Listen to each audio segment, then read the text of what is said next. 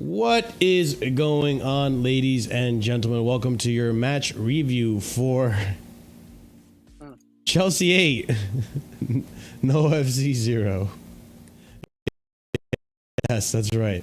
Chelsea 8 goals, Noah FC 0. Yeah, we'll get into the discussion of the match, but guys, you already know what to do. As you walk into the door, as you walk into the stream, big up to you guys. Welcome to Casually FC. Be sure to smash up the like button if you haven't done so already. Be sure to also subscribe to the channel, as it helps us out tremendously with the algorithm and everything above. But yeah, let's just get right into it. I mean, I don't know how much to really discuss of this game. I'm sure we can nitpick at it and figure out some positives to like really talk about. Listen, I mean, we won, but this is one of those. There's a lot of positives, but at the same time, like how much? Yeah, exactly. It's Noah. How much of this can you take out of the game seriously? You know what I'm saying? Like, no disrespect to Noah, but like this competition. Like, fuck you, Pochettino, for not being good enough to get us into 4th place, to secure our place into Champions League, or even Europa League, because we don't belong in this goddamn competition. We genuinely do not belong in this competition. Our biggest competitors or our biggest challenge so far has been Panathinaikos, which we beat 5-1, I believe. Let me just double check on that score because I cannot remember, but I believe 4-1. Yeah. And now we're up against a Noah's Ark that we sunk today. Like, and we still have three more matches to go in this group stage. We're first on the table. It's like, exactly, Engraver. It's really like a nothing game. But as per tradition, let me at least try to go through summary of the match like I usually do. Listen, summary of the matches, you should probably go watch the goals yourself because there's 8 of them. There's plenty of action. I'm actually genuinely happy for the fans that went to Stamford Bridge today. Especially, I'm sure there were some fans that's their first times, visitors and stuff like that, seeing Chelsea. And dude, you got an entertaining game to watch with some. Yeah, I'm sure Will had a fun time. Like, it was probably an entertaining game to watch. But let's go into the quick summary of the match. Listen, it didn't take long for the scoreboard to open up. We got a corner. From the corner, Tosin Adebayo shakes his man off and gets his first goal, puts us on the board. And then a minute later, literally a minute later, defensive errors. And this is a game of defensive errors from Noah, right? Defensive error. To pass to a player that was basically close to Mark Gui, who intercepted like he does well. He obviously very good presser of the ball. Mark Gui, young, 18 years old, gets his goal, gets his first goal for Chelsea at the Bridge. I'm sure everyone at the Bridge was ecstatic for him.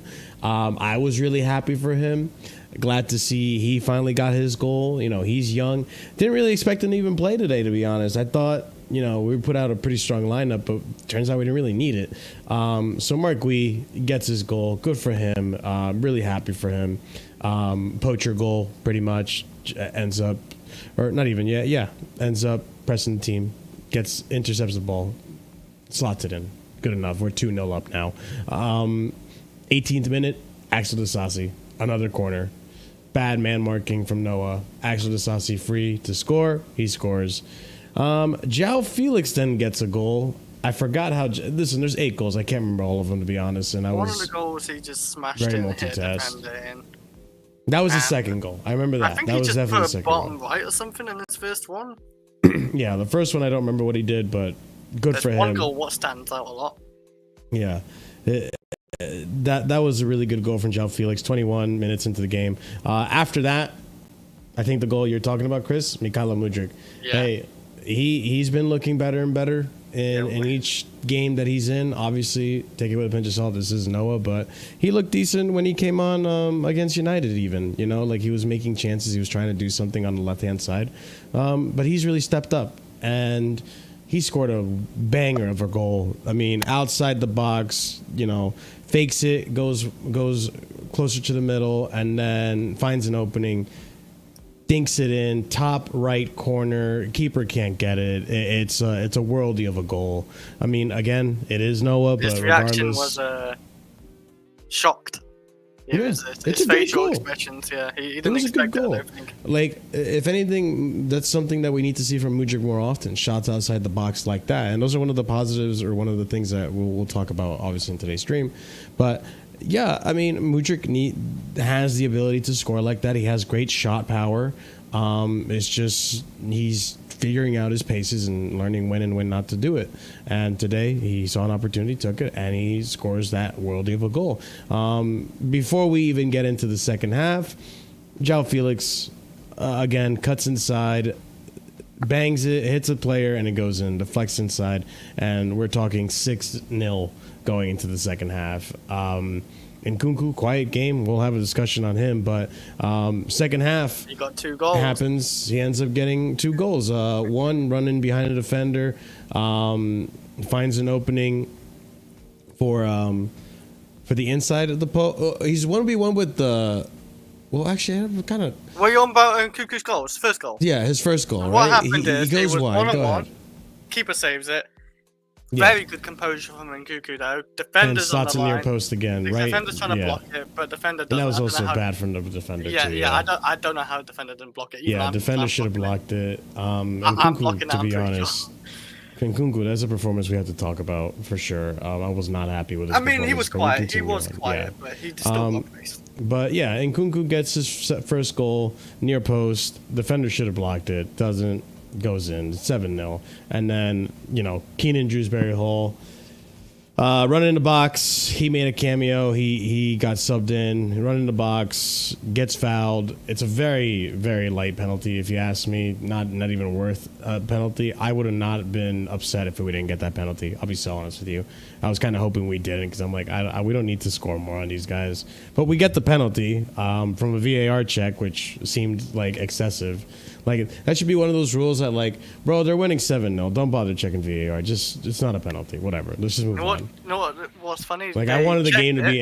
I wanted the game to be over sooner than I wanted that penalty. They checked it and they got to the referee. Said, "What do you think about it?" And it took even longer. I said, Yeah. "Just don't give it, man. We don't need the goals." But We didn't hey, need it. We didn't need it at that point. It was 7-0, but Nkunku gets it, blasts it right down the middle, and boom, 7-0, 8-0. That's how the game ends. Cameos from Carney Chukwuemeka. There's a new player. He made his debut today. Raka. What's his name? Let me Oh, look he at came the. on. You're saying he came on. Yeah, he came on. Let me look up the lineup and see his name. I just had it actually. What am I doing? Lineup is right here. His name is Samuel Raksaki. So he came on around 10 minutes, right? Something like that. And actually, let me just double check when he came on. He came on in the. Where He's is 19 this? years old and he's from England and he's. Came on late. He came on with. Yeah, here it is. He came on for Nkunku, or he came on for Nkunku on the 79th minute. So he got 10, 15 minutes to play. Carney Chukwuemeka, another one that got some game time today. Cassidy, KDH, who didn't even start. I was surprised. But yeah, it's listen, there's really not. I don't know. I'm going to be nitpicking this one, and I'm going to be critical because this doesn't take away from the fact that we couldn't beat United last weekend. This doesn't prove anything. If anything, it just goes to show. It just goes to show that, like, the B team, Conference League, and cup games like Carabao Cup, totally different level. Like, Chris, I don't even think this team is like championship quality. Like, what's the division below championship? Oh! You mean the team we faced today? Yes. They're fourth in their league as well, so they're not even the best team in their league. The team we faced today, nowhere. What's the division under championship? League One. Okay, this game seemed more like a League One side. We just faced a bunch of copper, like, bronze cards. Yeah, I'm pretty sure 2 of the players on that team work part-time at McDonald's. Oh no, they really could be part timers as well. In all fairness, because I doubt they're getting paid a lot in their league, and I was like the high level players. I mean, we saw Disasi, and I think Disasi literally bombing it into the middle in their final third, like just having fun. It was. I mean, Chris, what do you think of the game, man? Shit, no. it's one like you said, is expected. I don't know if I expected 8 goals in all fairness. After the first 2 though, I predicted 4. Really? I predicted 4. Like, I didn't look where they were in the table in the conference league. I knew where they was like 24th or something. I said, yeah, we're beating them 6-0 or something easily. But after we scored the first 2, I was thinking, yeah, we're scoring probably like 8 goals, not 8 goals, 10 goals maybe. But yeah, like it's an easy game, of course. Like, but I don't know what to really expect. We don't know these teams because like they're playing random leagues from like Norway or something. I don't know what league this is in. No FC, but it's no FC. Like who's heard of no? It's Armenian team, yeah. Who watches the Armenian league? Maybe Steve-O watches some of these leagues. I don't know because Steve-O's a football maniac, football fan or something. Sure, yeah. Gooey, you know what I want to see? Gooey just play most of his games as well. He literally gives it like it's a Champions League game. He really like gives it 100% into these games because for Gooey, this is his only minutes he's got to get in a Chelsea team, and he's got to give it everything and try and improve. So just let Gooey play. Fuck it. If the final looks easy, right, and nobody team right, I say play the final.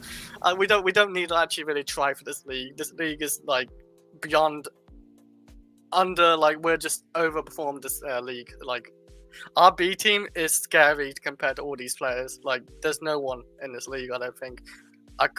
Is there any good teams in this league? No. There's a few. Florentina. Did they lose? I know they were behind. They end up losing. They're on 6 points, I think. I'll check. So they lost. Yeah, I just saw. They lost to Opio, whatever. But you know what I'm saying, Scott? We can just use our B team the whole tournament, basically. Maybe final we play a couple starters. But it's not like it's nothing even Europa League. The Europa League is more of a higher level than this. Like there's actually teams who are actually decent. Real Betis is in here. Copenhagen. You know what? As well, we did break the record today. By the way, if you didn't know. Well, I mean, this tournament's on its third No. In the group stage, we scored the most goals in a game. Well, I know, but like 8 goals. The records that we broke, like we broke a record. There's a record of like that's the most goals. Or that's the first time that anyone has scored 6 goals by half time in a major quote unquote European game. In 47 years, I think, or something like that. Okay, that's different. Like then. major. Chelsea breaking records. Yeah, I mean, but like, Scott, I mean, what do you think of the game? I mean, are you taking anything serious out of this match? No, absolutely not. Okay. Like, absolutely not. The only things I really, I was saying on Lewis Challenger on the watch, the only things I really take out of this game are like the minutes to players that like just aren't going to get minutes anywhere else. So like your Guis, your Rodricks, your Georges, people like that, right? Achampong, hopefully when he signs the contract, he'll get some minutes, and kind of that. Like seeing them get minutes is good because like I thought Mudryk and George were both good today. Gui I thought was good today. But yeah, like outside of that, like it's like I'm sorry, it's Noah. Like no disrespect, like and even Panathinaikos, like against Panathinaikos we weren't great, but we're playing a team that we're better than, and so you can afford to play at 70-80% and have 3 guys not show up, and you still score 4 goals. And it was the same today. Like we played that entire first half basically with 10 men because one of our players didn't turn up, and we scored 6 goals because it's Noah. Are you referring to Nkunku? Yes, I'm referring to Nkunku. He was terrible today. Like, genuinely terrible. Let's get into the, I guess, individual players, and we can start with Nkunku, because that was one thing that, while I was watching, listen, this game, I'm sure you guys can agree, it was up for grabs for anyone to score a goal. Like, if you had an opportunity, take it. You know what I mean? We could have scored. We could have and should have scored 15 goals in this game. We slow. I'm being serious. I know you're being serious. If you go through all the chances, João Felix could have had 5. Nkunku could have had about 4. Mudryk could have had a couple. Who else? George could have had a couple. That dude off the bench, the youth player, could have had one. Ratsaki, Carney could have had one as well. Like, bro, we could have scored 15 goals today, and it wouldn't have mattered us. I'm convinced if we put Jurgensen up strike, he maybe got a goal today. Like their defense was just Yeah, no, that defense was horrible. But that goes to speak volumes now, right? Because like, it's none of our players scores. Okay, but it's also I'm not. The only reason he scores that, by the way, is because of the goalkeeper and defender being shit. Exactly. If we're playing a proper team, he doesn't score that. Not at all. Like, that's the thing. Like, I expected Nkunku to treat this like Barrow. You can get a hat trick. You know what I mean? Like, it's like people are gonna probably take what I'm saying and be like, dude, this guy's not happy we won. Like, yeah, I'm happy we won, but look who it's against. Like, it's not a good side. So I'm actually disappointed that we didn't do better. Because, for example, Nkunku, a guy that came into this team last season, we were saying, oh, he's our savior. When Nkunku comes back, the team's going to mesh. It's going to go well. And this season, this guy can't even crack into the first team. He has a shit performance against Newcastle. And then today, like against Noah, all right, cool. You barely got your first goal. And then your second goal was a penalty, which I'm not going to disrespect, but was it even a penalty? You know what I'm saying? But it's like you're being given these goals. I think I didn't think it was a pen either. I can explain why. He kicked him. Hall kicked their player and we got given a pen. Yeah. It looked that way to me until I saw the other side, and he kicked his ankle as well. Like, it looked like he maybe kicked his ankle first. Dewsbury Hall, yeah. Yeah. That's why. But like, you know, this game to me just, I don't know. Like, would you guys say that we played Nkunku more as a 10 today? Yes, the first half he played as a 10 was garbage. So again, like the fact that he was so invisible, like João Felix was the one. Like I thought João Felix was a 10 today. Felix, I'll be so honest. This is where like it's Noah. Yeah. Like Felix to me today was like he was good, like he was decent, but like that's not a performance I think anyone should write home about. That João Felix performance was like okay. Like he hit the 2 goals actually. The 2 goals he scores, he takes really well.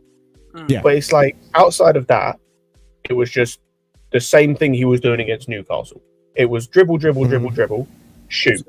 That's all he was doing. But we're playing Noah, so it's like, hey, we're going to score those goals because we're playing farmers. We're playing people that are going to work in Burger King tomorrow. I mean, yeah, we only had to play one midfielder today as well. Like, that's what I'm saying. Like, and it doesn't matter. And that's the thing. It's like, oh yeah, Jesus.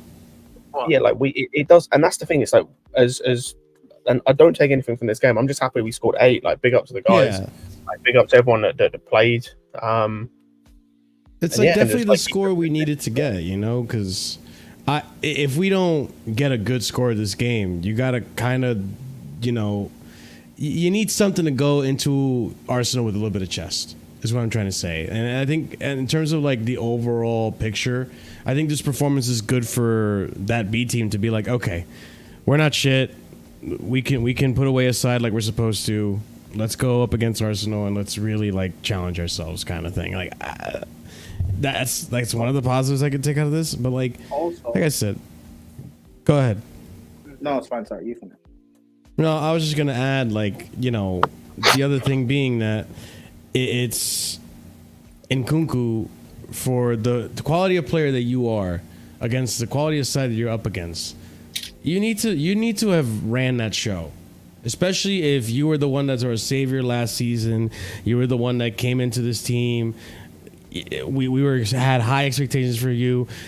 Even before Cole Palmer, we thought he was the best player in our team, and he's just not performing up to it. I'm not impressed. I mean, good for him. You got your 2 goals today, but like outside of that, like, come on, you're not showing me. Nkunku's not showing me anything that merits him. I'm not gonna. It's not gonna take too long. And Nkunku's the one that's in this team that I'm like, you're not convincing me that you should be playing over Nicholas Jackson or Cole Palmer. I just wanted to say before I know Prime wants to go. Yeah, I'm just gonna ask you a quick question. No, it's actually a quick question. Quick question in Prime. Yeah. So my question is only it's one simple question, Prime. After this, you can speak. I'm not gonna ask. I'll let you go everything, and then I'll take my piece. But I would ask the question in regards to Nkunku too. Is that once the 4 goals and there was 4 goals happening, it was 20 minutes in. Do at what point are we asking him to control the game after that? I feel like there's like at that point the game's pretty much done. No. I agree. Prime, your thoughts? Wow, you waffled for 30 seconds. Okay. Bro, just answer the question. I didn't hear what question Ahmed asked. Doesn't matter. All right, I'm going to reiterate it. after the 4 goals, he's basically saying, what are you expecting Nkunku to do after 4 goals being scored? Which I get where you're coming from, but at the same time, like, everyone else on that pitch didn't drop down when 4 goals were scored. They kept going. But go ahead, Prime. I don't really care about Nkunku. I don't really rate him, man. I think he'll be sold soon. We can't find a position for him. Bloody hell. Well, anyways, tell me about what you thought about his performance today, because that's the topic we're on right now. I don't think he was that good today. Is that alarming to you, considering the expectation that he was at? I don't have high expectations of him, and hopefully people can start to realize he has not been that good this season. He's been scoring goals, which is great, but against these lesser sides he's been playing against, he hasn't shown that he's truly the class that he's supposed to be. People have been saying to start over Jackson, and Nkunku hasn't shown any other attributes to show that he's better to play over Jackson. He hasn't shown anything. I mean, aside from the goal scoring, even Nkunku's goal scoring. But even the goal scoring, Prime, even the goal scoring, Nkunku, like Vic, you're saying this right now, right? Why are you dunking on Nkunku? He scored 10. Yeah, I got you, Scott. I can tell you half of these already. Why are you dunking on Nkunku? He scored 10 goals this season. Half of those goals come from Barrow and this game. No, but it's fine because that's the games that he's had starts in. But even his goal scoring in those games have not looked that good. Nkunku missed some sitters today that if Jackson missed them, we'd be saying that he's shit. Of course. Nkunku missed them and no one wants to speak on it. Yeah, but at the same time, when we sell him, I'll be happy. Yeah, but I feel like we're being a bit unfair to Nkunku in the sense that he's not really getting any regular starts in actual games. No. It's not. No. After the performance he had today, why would he get it? But listen, the reality, I feel like for me, and I think this argument that I would make is that I'm not really sure what I'm expecting from Nkunku after 4. It's 4-0, brothers, guys. Like I'm not expecting him to go on a stat pad match. And that didn't stop him from scoring 2 goals in the second half. Yeah, but the reason why what are we on about? I think you're right. I'm not talking about.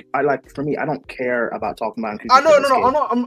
I understand your point, Prime, but because I'm also talking about what's it called, Marshall's point in the sense that I'm expecting more from him. He should be having a high performance for the whole 90 minutes. It's like no, he shouldn't really have a performance. No, yes, he should. Yes, he should. Because we're playing. This is not. Hang on, Ahmed. Okay, Ahmed. Answer me this then. 2 things. Number 1, he should because it's Noah. Second, why can every other attacker on the pitch do it? I think for me the reason why I would say okay, let me just second point is that if you look at the rest of the attackers, Tariq George, this is probably the only game is probably going to be starting, for us, barring maybe any other Conference League games you have. Mark Gui, again, probably the only fixture is going to probably be starting unless it's an FA Cup competition now, right?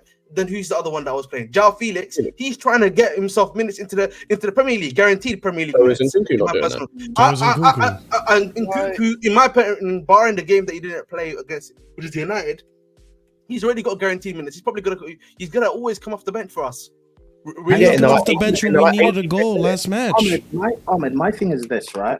Mm-hmm. And again, like my thing on Nkunku is like, I don't know why people are trying to talk about him for this game. It's not about this game. I think for today, like, I don't think there was any standout players per se, but all of our players played to the level of, we are a top Premier League side, and we just played a Noah side that are not, like, I don't know, they're barely like League 2, League 1. I expect us to put 8 past them. I'd expect City to put 8. I'd expect Arsenal, Man United, I'd expect the top 16 to put 8 past Noah. So, yeah, we're doing what's supposed to be doing, so credit to our players. But with Nkunku throughout this season, he's meant to be the talisman that we bought last year summer. He was out injured for so long. People were saying that, if Poch had him fit, he would have got us top 4. Now this season, he's not in our main 11. People keep telling me drop Jackson, playing Nkunku over him. But Nkunku hasn't shown in these lesser games that I would argue. Yeah, I've always maintained you should not be playing him over Jackson because I don't see him as a striker. If you're gonna do anything, the argument isn't playing over Jack. The argument is people are saying he should be in the main team. He hasn't. Argue would be that he plays in the 10. That's it. If you're gonna start in the main team, he played in the 10. But he has the main team.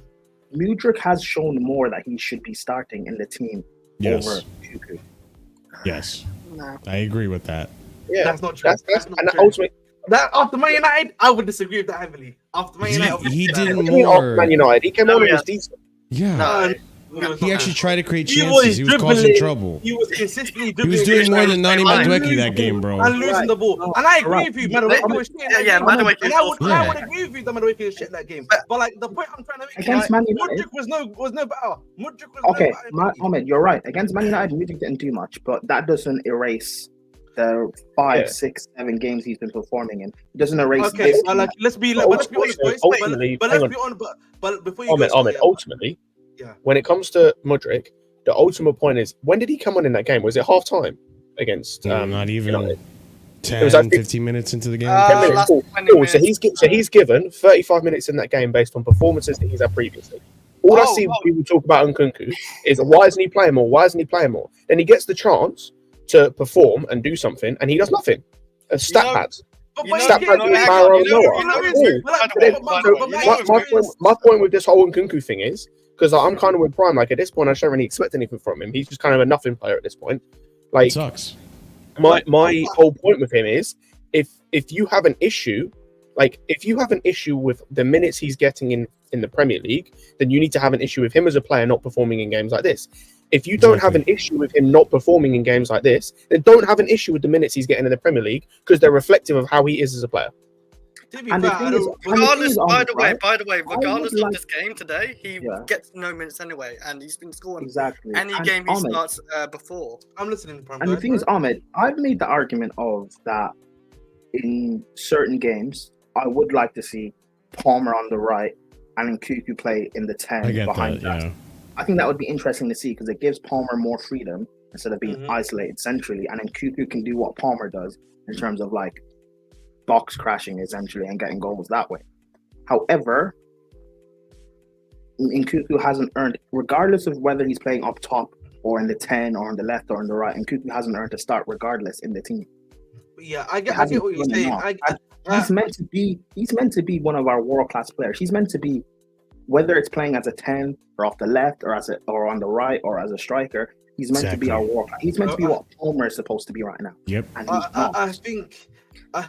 I think he's meant to be a top player. I'm not sure if it's like world class, because I think when you brought up Abel, I wouldn't say it was world class. Regardless, in my honest opinion, but I think my issue is, when we're playing him left wing, you're then playing him right wing, which is the vast majority of the games that he's come off the bench he's played in.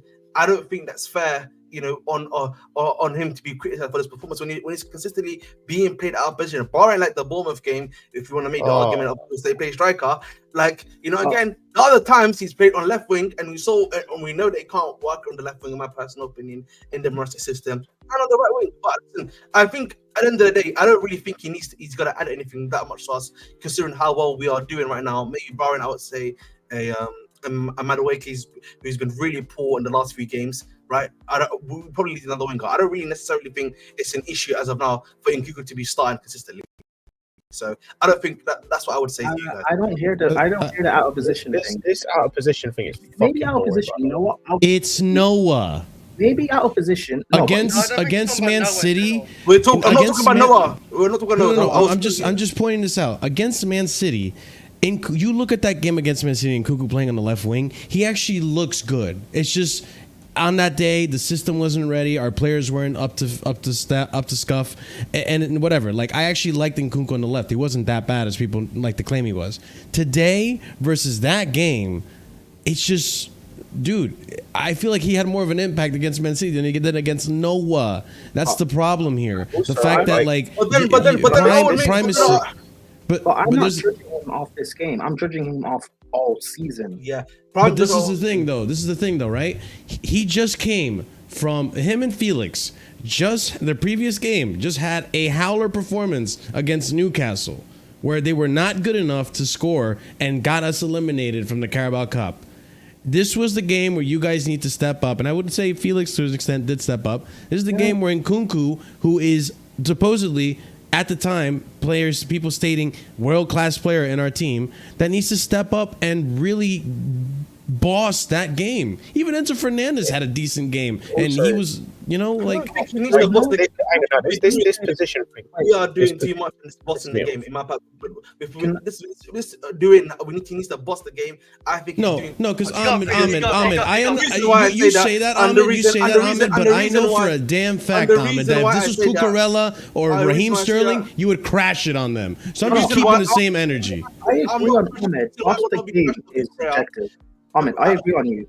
Boss the game is subjective. However, I expect you're meant to be one of our best players. I expect you to be scoring, and he's scoring. That's the thing, though, right? Yeah. No, but guys. Look at the goals he scored today. Were they quality goals? Oh my God! Are we doing this Mason Mount argument? GA? I mean, the composure was good from Nkunku's first goal. Can't do that, bro. Be serious. You can't do how we scored. He scored a pretty good. We did it for Mason Mount. How are we not doing it for this guy? I agree with you. No, we did it for Jackson. Then we did it for Jackson. And I was saying it was unfair for Jackson. So this argument doesn't work for me. That's why. This whole position thing bullshit as well. Ahmed, I agree with you that he is scoring. Yes. But outside of that, what else does he really do? That's fact. See, then we can add, I think that's a fair argument to have, yes. And again, this is a hot take. I don't know if people will agree with me. But today, both Nkunku and Felix, in terms of performance, I don't think it was much different from what we saw. I agree. That's what I agree with too. The only difference was against Newcastle, they defended well, so we didn't score any goals. Today, Noah's Noah, and we were able to score 5 out between the two of them. There's 100%. No difference in performance. I just want to go back to the position thing, because this thing pisses me off all the time. This bullshit. Because the way people speak about Nkunku playing as a striker, it's like we've asked a goalkeeper to play striker. Yeah, like people talk like he's got no ability to do this. Like when we were all hearing last season about Jackson's not a striker, he's a winger. He was playing winger, but he was doing better playing striker when he apparently isn't a striker than Nkunku is doing now. Also, and Nkunku's played striker. And why are we not talking about? Hang on, why is no one talking about the fact that Palmer, who's world class by the way, the same as Nkunku's meant to be, is able to be world class in 2 separate positions? Also. The way and also, sorry, Prime, one other thing, by the way. Sorry, Prime. One other thing. If he's doing nothing but scoring goals, isn't that what a striker's meant to do? So he is a striker. If he's doing nothing but scoring goals, he's doing what a striker's meant to do. He even said himself he likes playing as a striker. He does also, I always maintain that he's a shadow. I maintain that he's a second striker. That's what I've said. That's why my 10. He's just a box crasher. So he's a shadow striker. So he's a Kai Havertz. He's a positionless nobody. What's a second striker? What did you say? Ahmed, you said he's a second striker. What is a second striker? Compare him to other players. What's the comparison you'd make? Past or present? What is the comparison you'd? He's Havertz. I don't think he's Havertz because he's definitely a lot more better than him on the ball. I would say. Okay, yeah, and a better dribbler. That's a good question. Martin is normally. I've never actually thought about it like that, bro. I've never really. Yeah, you just say these things. You don't think about. No. As in, no. I get what Ahmed means, but I said this when we bought Nkunku. The guy's not a 10. He's not a striker. He cannot play on the flanks. What is he? I said this when we bought him in 2020. He's not a 10. He's not a striker. He cannot play on the flanks. What is he? I think Nkunku is a false 9. Hold on. You know he is. I've got to play it for you. I've got to play it for you right now. You know, I think he's very similar to the way Dybala plays for Aroma in this. And what I mean kind of disagree. What I mean by that is when it was Tammy Abraham and him. Yeah, it used to be this thing of like Tammy Abraham essentially used to be the one that could come in. I get what you mean. Yes.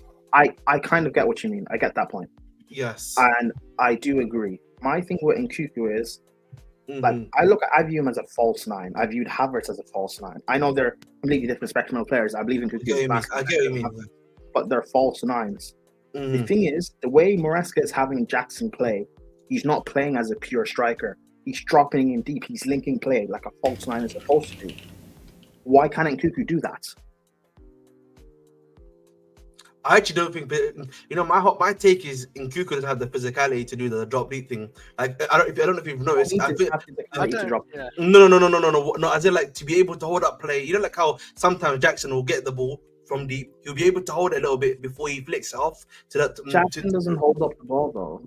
No, he holds off the defender. I mean, holds off the defender whilst he's doing that. I don't think that Nkunku can necessarily do that to that level that Jackson does it. Chat. In my personal opinion. But at the end of the day, I think right now, at the end of the day, I don't think whether or not Nkunku starts is even necessary, because I still think Jackson's still doing well. Palmer's still doing well. Barron maybe can make the argument that in the big games he's not been performing as well, right? On the wings, Neto's been doing really well. I think the argument really is, who do you start now on the wing? Like, Sancho's still injured. Do you drop Madueke? I don't think it looks like that Maresca's plan to drop Madueke, at least against Arsenal, from what it looks like. That's where I made the argument on Lewis's channel that the way Maresca has Sancho play on the wing is quite different to what he expects from Madueke and Neto. And even Mudryk, they're all players that can beat their man, whereas Sancho doesn't really do that. He needs a player like what you've seen Kukurea do. He needs a player to come close to him to bounce the ball off. Exactly. Yes. I think if you do that on the other wing, you play Palmer out there, and then you play Nkunku in the 10. I think that could actually work. So have Palmer. That's what I've expected, bro. I'll be honest, in the big games. Overlap him, so he's allowed to kind of cut inside a bit. I expected that for the big games, to be honest, bro. Because Madueke was not performing. Yeah, because Madueke and Jackson link up, and they link up quite well. I'm gonna be so honest with you guys, though. And I think the problem, do you know what it is? Before you go, Marshall, like positionally, like rigid. He's not allowing kind of fluidity in his lineups. I don't know if you've noticed these two guys. I don't know if you've noticed these two guys. Yeah, I don't know if it's just been me. I think barring the Newcastle game, the last two games, both Forest and both United, I've not noticed Jackson do what he usually does, which is when he comes in deep here to help build up the play and stuff. Like, I don't know if you've noticed that, particularly against United. Yeah, in the last game, I didn't notice him do that as much. It was almost like they were making him, and Maresca made him just be like a stay-at-home striker for fun. Like, I don't know if you guys noticed that too. I don't know if that's like a new. Barely got involved in that game. Yeah. If you look at the last two goals he scored, or at least the goal against Liverpool, he's been more of a running behind striker. That's what I'm saying. Yes, exactly. That's what I've been saying. Which I think it's going to vary depending on the game and the opposition. But no, I have noticed that. But there's some games where he does link up, like we saw the Liverpool. That's what game I'm saying. So not Liverpool. I'm sorry. Newcastle. West Ham. I know what you mean. And then there's other games like West Ham as well. But like going back to the Nkunku thing, I listen right now as things stand. Because we were talking about, it'd be interesting to see, and we had this discussion before. Big up to a video that we put out earlier about Cole Palmer on the right wing and Nkunku in the 10. I'm going to be so honest with you guys. As of right now, João Felix gets in the number 10 position over Nkunku right now. And I love Nkunku. I really want Nkunku to play, but Nkunku's not shown me anything lately outside of just like, okay, you scored a goal. He scored 5 goals, 3 of them against Borough, 2 of them today. The other 5 goals, penalty, and if people want to bring up, he scored 10 goals. No. I'm not even going to try to bring up 10. His 10 goals, by the way, he scored against Servette twice. He scored against Servette. Yeah. He scored against Noah, Barrow, Bournemouth. Yeah. Who else? He also scored Panathinaikos and Ghent. He scored in every game, except for a lot. You know what? Bournemouth is the only Premier League. Let Chris talk. In the Premier League, he's barely played any minutes. Like most of it's like 7, 5, 10. No. Okay, the first game against Man City, he had like 60 minutes. Right, that's his biggest minutes game. This season, he's only played 150 minutes all season in the Premier League. He's barely had minutes to really do it. I'm not saying either just start him, by the way. I'm not even trying to advocate for him to start over Jackson, Cole Palmer, or anything like that, because he doesn't deserve to start over him. But I just think we're just a bit over. Can I ask you a question, guys? I think this is cuckoo. I'll ask this question to the panel because I think it's a good question to have, because I think this obviously goes into the Arsenal game that's coming up on Sunday, right? Like, I think all of us here are probably in agreement that Madueke needs to get dropped. Like, all of us are in agreement, right? Yeah, I agree. Yeah, like his performances wise, he needs to get dropped. I think the question then becomes right? If you're gonna drop Madueke, someone else has to come into that position, right? And I don't know about you. I'm saying Neto obviously is gonna. I think Neto probably shifts on that side. I just don't think. I'll be honest, boys. I just don't think it's Mudryk for me personally, right? And then the question then becomes. I don't know. I'm sorry, bro. It Like, is. On form, it's Mudryk. On form, it's the thing Mudryk. is, listen, on form, it might be a Mudryk, but like from the performance I saw from Man United, for me, I don't see that. You know, but okay, hold on. That's Let me cool. stop you right there. Let me stop you right there. Hold on. You see what I mean? Because, okay, let me ask you something, Ahmed. Why do you think it is that João Felix and Nkunku didn't come on against Man United? I understood why I didn't come on United. I agree. I understood that. What's the answer? So the audience can know. Because obviously Nkunku and what's it called, Felix had poor games. I agree. I know what you. So I know it's that. like, to a certain extent, it's trust, right? But right. Am I wrong? I get what you mean. Okay, so when you see the manager relying on Mudryk over Nkunku and Felix in a United game where he needs to get a result to get him something, that says a lot to me that Maresca trusts Mudryk and what he's been doing more than Nkunku and João Felix. But he's also the only one we currently have. I don't know. As well, like out and out, he's the only out and out we also have two. Yes, so I And he get has that. pace. Yeah, but he So, could like, have that's my thinking. there needs to be. He could have brought Nkunku on up front, and he didn't. No. So that's I agree with that point. So I'm separating them both. But the argument I would make is then, if you look at his performance at Man United, it wasn't great in my personal opinion. Maybe you guys are a bit more fluctuating in terms of your performance level. I just don't think yet, and I think this is my issue a little bit of Maresca. We can't be bringing in form against Noah and then bringing that to form against Arsenal. Does that make Not sense? just form against Noah. No, but listen, even if I don't say form against Noah, who did we face the previous week after that? If I'm not mistaken. Okay, Newcastle, who was their best performer? Okay, let's counter that. You're saying because of the 35 minutes that he had against Man United, that Mudryk shouldn't start against Arsenal. Cool. Okay, what game should we base on the fact that Nkunku should start? What game that he's played? I'm not even saying. I just think it's for me. I wouldn't even say it's about form. I just think for me it's just about the piece that will make the best fit for me. That's based on what? Based on what? So okay, based on the quality that I believe they can provide for the team. That he has shown when. What are He's got you there. That's what I mean. It has to be on form. It has to be on merit. Against Bournemouth. That was how long ago? I could tell you. I could tell you that, bro. If you've never seen someone play, I could tell you that there was a player that's the best player in the world, and just tell you he's the best player in the world. He might never perform to the best player in the world, but I could just tell you because I believe it in my mind. That's what you're saying to me. I believe in my mind that Nkunku's world class. Like, and we're having honest conversations about Nkunku. I love Nkunku. I want Nkunku to really work out.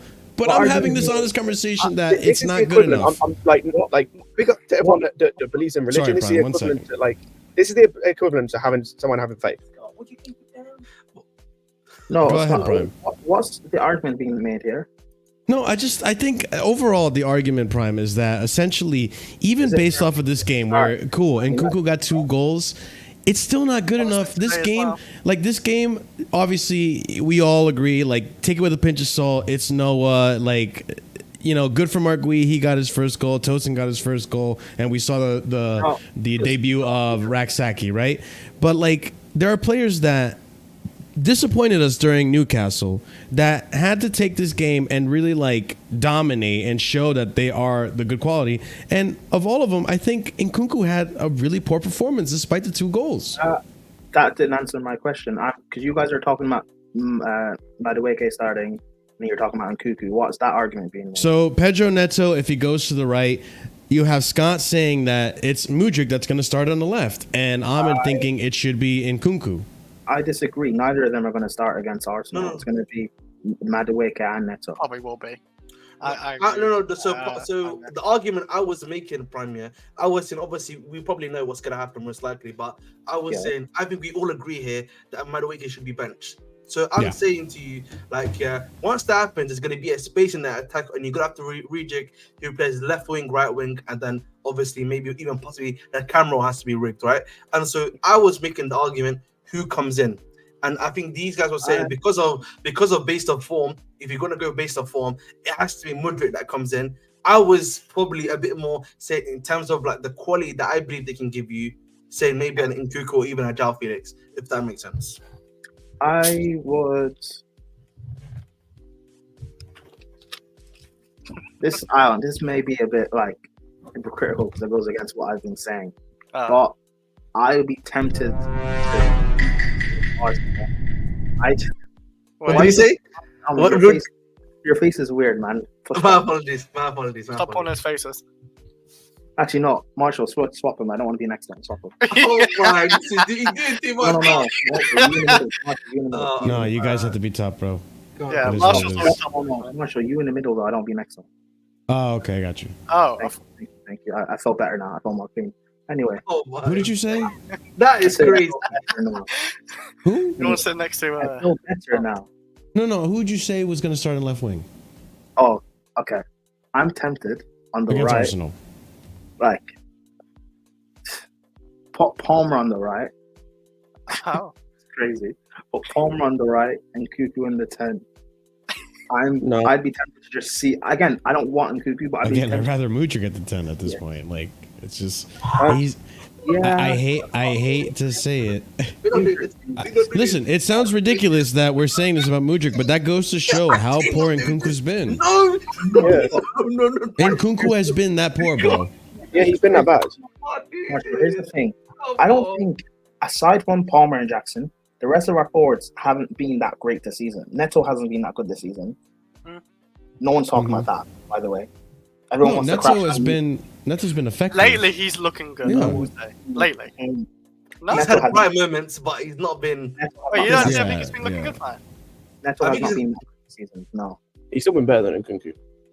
Yeah. I know, but I'm just showing how poor our forwards have been, barring. Oh no, I agree, but Prime, I agree, but the argument for me that I would make about all this is as bad as our forwards have been in moments, some of them, I would say that our worst performing and fuck the goals.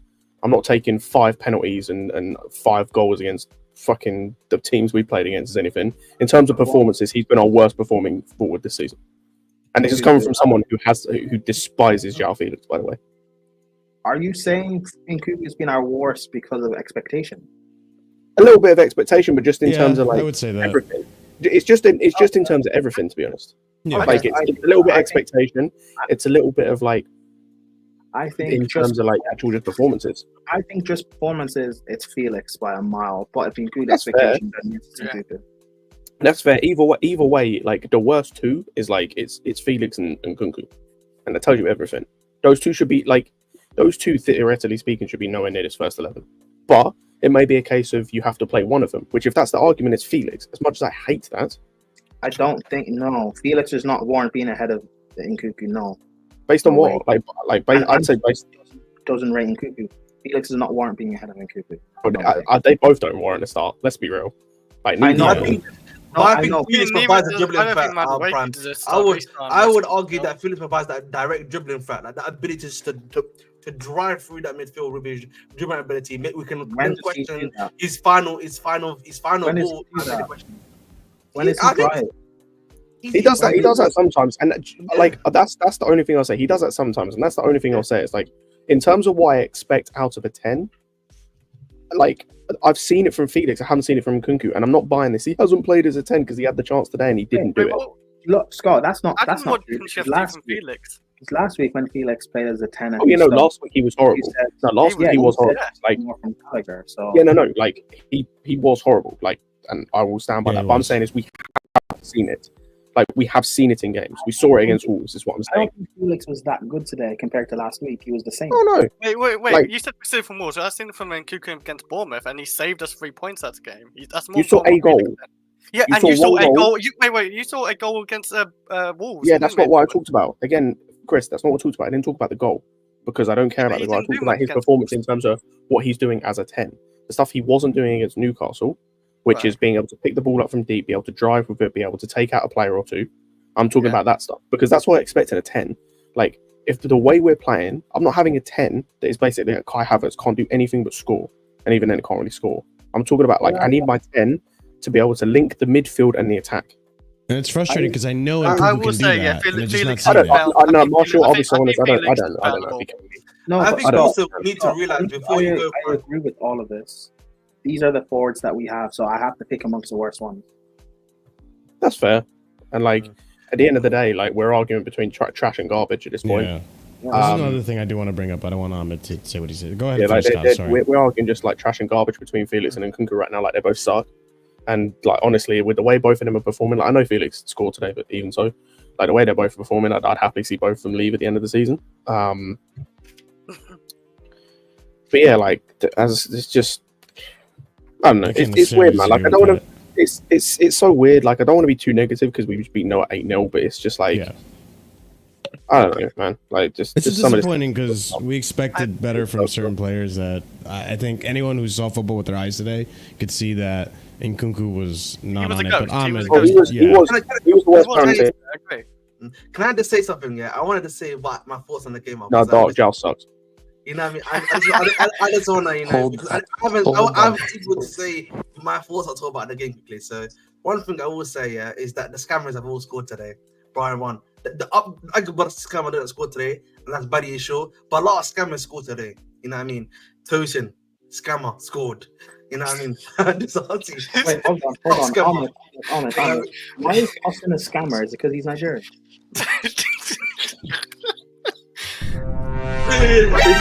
Maybe, man. Maybe that might be it. But listen, I prefer really not to speak. Hey, listen. If I speak, I am in big trouble.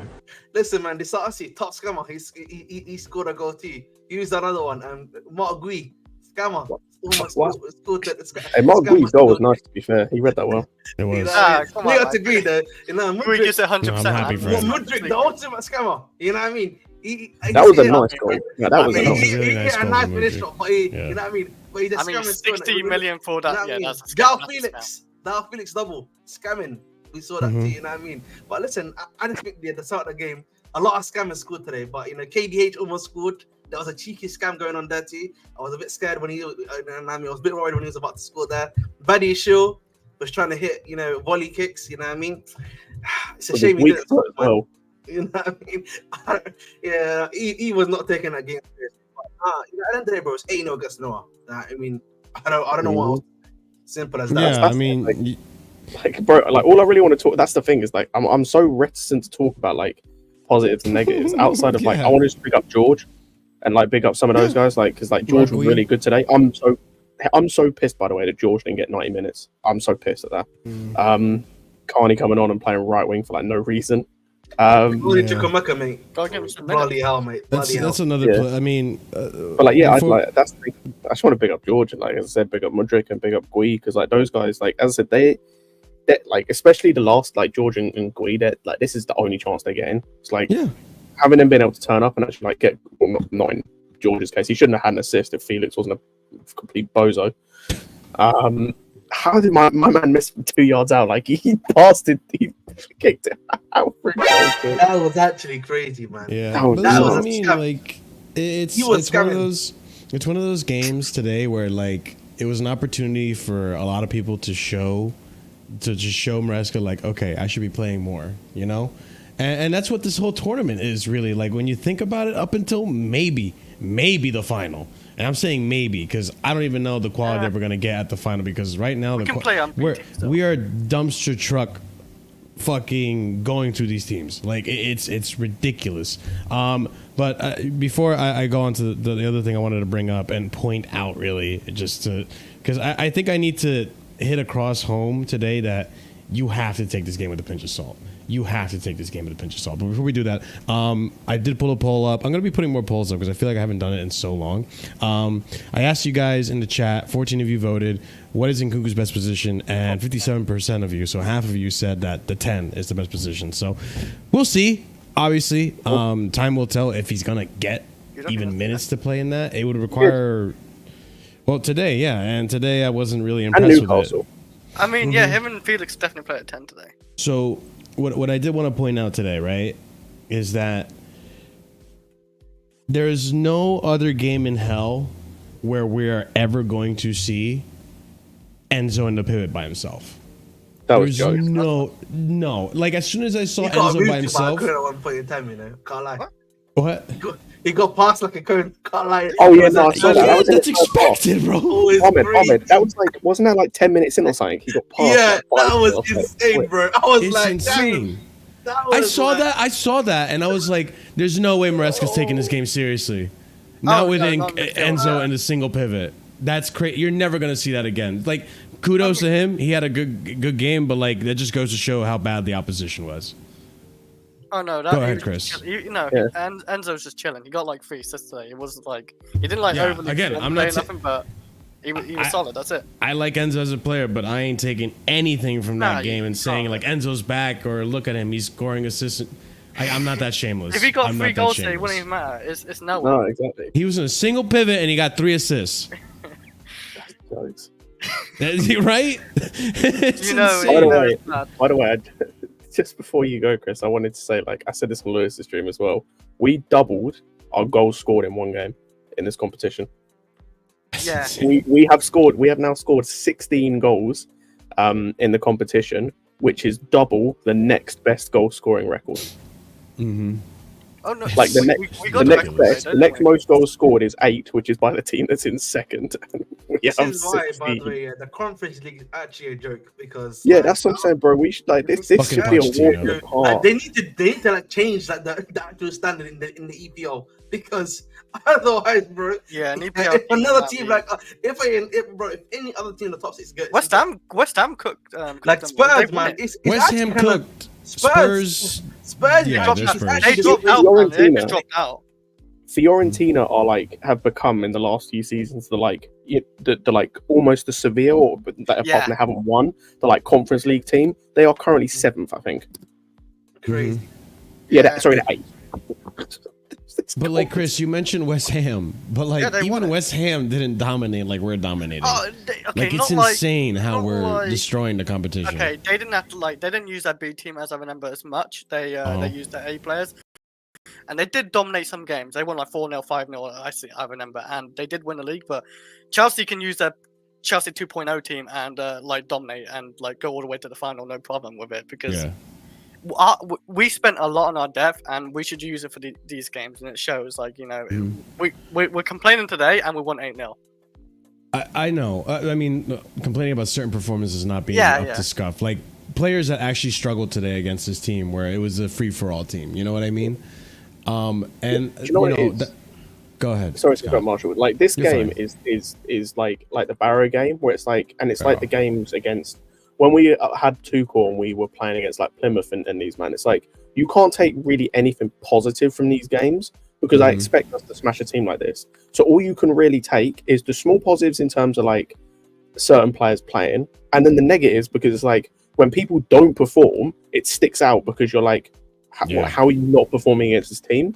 So like it kind of sucks in that sense. That's why like I think we talked about Nkunku so much because you're meant to be a world-class player.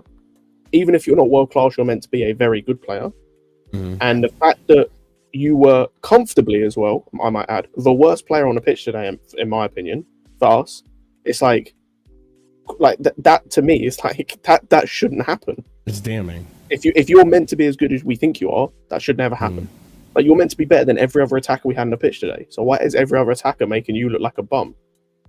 Yeah, and that's what I mean. Like, if Palmer were playing in this competition, this game specifically, bro, you know he would have been banging in four goals, 3 assists. Like, you know, he would have bossed. But I don't know if he's injured. We don't know yet. But he would have completely bossed that game in the 10 position, which is what I expect from Nkunku because that's how much of a high quality player I think he is. Yeah, but we're not seeing it. Like I expect Nkunku to have kind of the game Felix had today in terms of numbers. Like, that's what I mean. Yeah, exactly. I'm expecting you to score like 4 goals, get a couple of assists. Like, that's the type of game I'm expecting. Yeah, and he like got Felix, and his two goals comes from a penalty that's never a penalty and a deflected shot that comes because the keeper's a bozo. And the defender couldn't defend his near post. Oh yeah, and the defender can't defend properly. Like that's how his 2 goals come from. Exactly. So there's context to it, and that's why like it's annoying to see this from Nkunku, especially because early in the season we were having these debates about Nkunku or Felix, and today listen again, it's Noah, but Felix played how I expected him to play. I feel like that's kind of so hard to say because the last game Felix was really bad in that game. He was bad, but he needed to show like something. Nkunku I feel like they are still different players, depending on what you need on the field. Like, because I think Felix on the ball. I don't think they're anyone. I don't think there is different. I think it's very. I think it's very interesting that Maresca has talked a lot about wanting to give Felix minutes because I feel like he definitely wants him in the starting lineup or actually affecting games on some level, because he's actually said that already. I just think the question is how you got to bring him into the team. And it might be an opportunity now to bring him to the team. I'll be real. If Palmer is actually not available to start or is not fit, or is really fit enough to be bench, we're cooked. Yeah, I don't think we are. No, I don't think we are. I think there's no chance for winning that game if Palmer ain't playing. I think we can still win. I'll be honest. The way Madueke's playing the last like 3-4 games, I don't think Madueke can get anything. Madueke can be bad and we should still win, right? Jackson, I like Jackson. The thing is, Chris. Yeah, we shouldn't be relying on Palmer to win us games. There is 4, 5, 6 other attackers in the team. Single-handedly won us games this season. No, I agree, Chris. But the whole point for me with the Palmer not being there when we should still win is because if some of these players are as good as people tell me they are, or we as a club think they are, like if we can't win without Palmer, then we haven't really progressed from last season. Number one, outside of the manager is an improvement, but that means that Nkunku isn't the player that we think he is. That means Felix isn't the player that some of our fans think he is. That means that Neto isn't the player that some of our fans think he is, so on and so forth. Like if we need Palmer to beat Arsenal, who are playing terrible football, then some of these, then we are further away from the top than basically anyone thought we would be. Like we're nowhere near. We shouldn't. If we can't beat this Arsenal team without Palmer, then we shouldn't even be considering top 4. But that's why, like, the United game is so damning, because to an extent too, it feels like, holy crap, we couldn't beat this United side, and does that now reflect on the team? Like, this is the level we're at, that we can't beat this United side. We can't beat these by history and name, big 6 sides. You're muted, Prime. I don't think that's a big issue, that one. Huge. You guys also have to remember, like, so many people were going into that game overly gassed and overly hyped. You know, we'll talk like we're going to batter United and stuff like that. Like, it's humbling. I knew, yeah, it's humbling for you guys. But for me, I expected a draw. I expected Man United to actually fight and perform. So it's not surprising that we got the draw. Now, could we have actually won the game if Gusto could make the right decisions in the first half? Yes. Sure. But yeah, that's not like... And also Cole Palmer not turning up as well. So I don't know if he's going to be injured or not. But if he misses the Arsenal game, maybe that's a good thing for us. I would say it might be a good thing Palmer not playing. I'm being serious. 2 big games. How so? He's been ineffective the past 2 big games. And I feel like, I think the issue with Palmer right now is that it's a bit of, obviously, there's clearly like a tactical thing where I think Maresca needs to find a way to make sure that he's somewhat available in space, or like to actually give him like a chance to do that. And I think the other thing is also on Palmer himself to be able to, play his game, find his way. I want him on the right in big games. Exactly, bro. So you have space.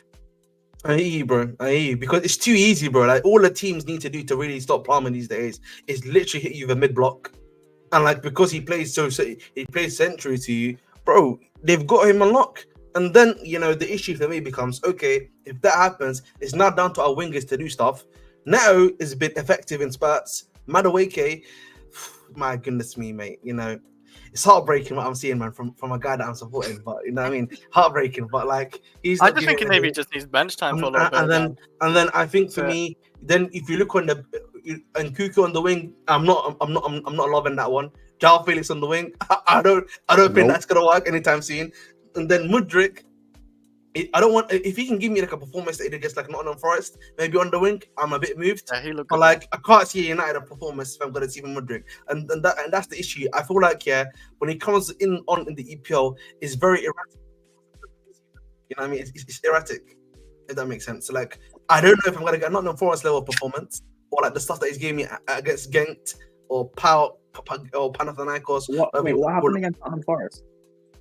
Yeah, he had a really good game. He could have got assist that game. Mudryk was good. So that's what I'm saying to you. He could have helped us win that game. Give me like a dichotomy of like, I don't know if I'm going to get a Nottingham Forest level performance where he was really great off the bench and almost given an assist, right? And then or a United game where he's running in lines, and like a defender can literally just give a cheeky side tackle that he saw, could have moved away from, but still walks into the defender.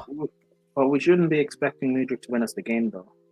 Mudryk is not supposed to be our best attacker, remember? It's supposed to be Palmer and Nkunku, Felix, Neto, Madueke. So I do wonder though, do you think if Palmer doesn't start, he tweaks his system and makes his play a bit more centrally rather than on the wings? I could see that. Or do you just think he sticks to the system? Scott? I think he think sticks to the if system. I think if Palmer's out, then he'll play Enzo in midfield. I disagree. I think he'll play. Enzo came off at half time, by the way.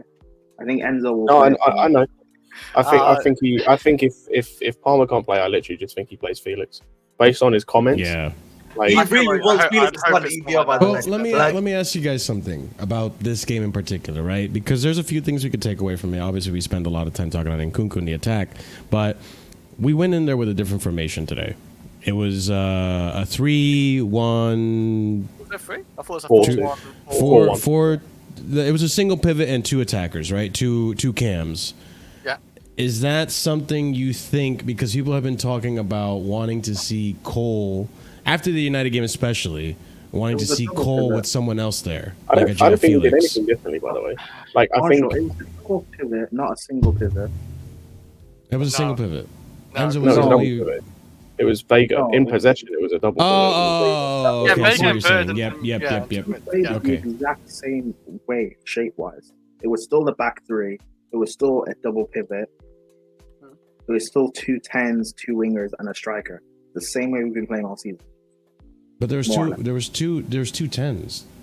Yeah, I think that's the only difference. Is like we've had 2 10s. What I'm pointing out. Yeah. We've had this before. We just haven't seen it since we started doing the like double pivot in terms of both midfielders staying back. Like earlier on in the season, we were seeing this formation against City. We saw it with what was it? It was Jackson and Enzo, pretty much. Yeah, and it was like we've seen this before, but also I think we haven't had 2 out and out 10s like behind the striker. We've had like a 10 in Palmer, let's say, and then we've had one of the 8. So let's say Enzo be the other 10, quote unquote, who's pushed up. Whereas now, instead of that, we had 2 actual 10s kind of staying up there, which is a bit different. But we haven't apart from that, it's been mostly the same in terms of like what we've seen previously before he tweaked it. Because like we'd be opposed to that for Arsenal. Yes. Okay. Because obviously, assuming Cole Palmer's not fit, right? That's what I'm saying. I would be opposed because that would require one of the 10s to be either Caicedo or Lavia, which I don't really want to tweak. Why would it require one of them? Or to be fair, no, like it's going to be the same. It's just one of those 10s, quote unquote, will be one of the fullbacks, who then becomes a bit more like just roams a bit more. Like it's not much different. It's just like the actual formation in the system wasn't really different. It was more personnel. That's why it looked different.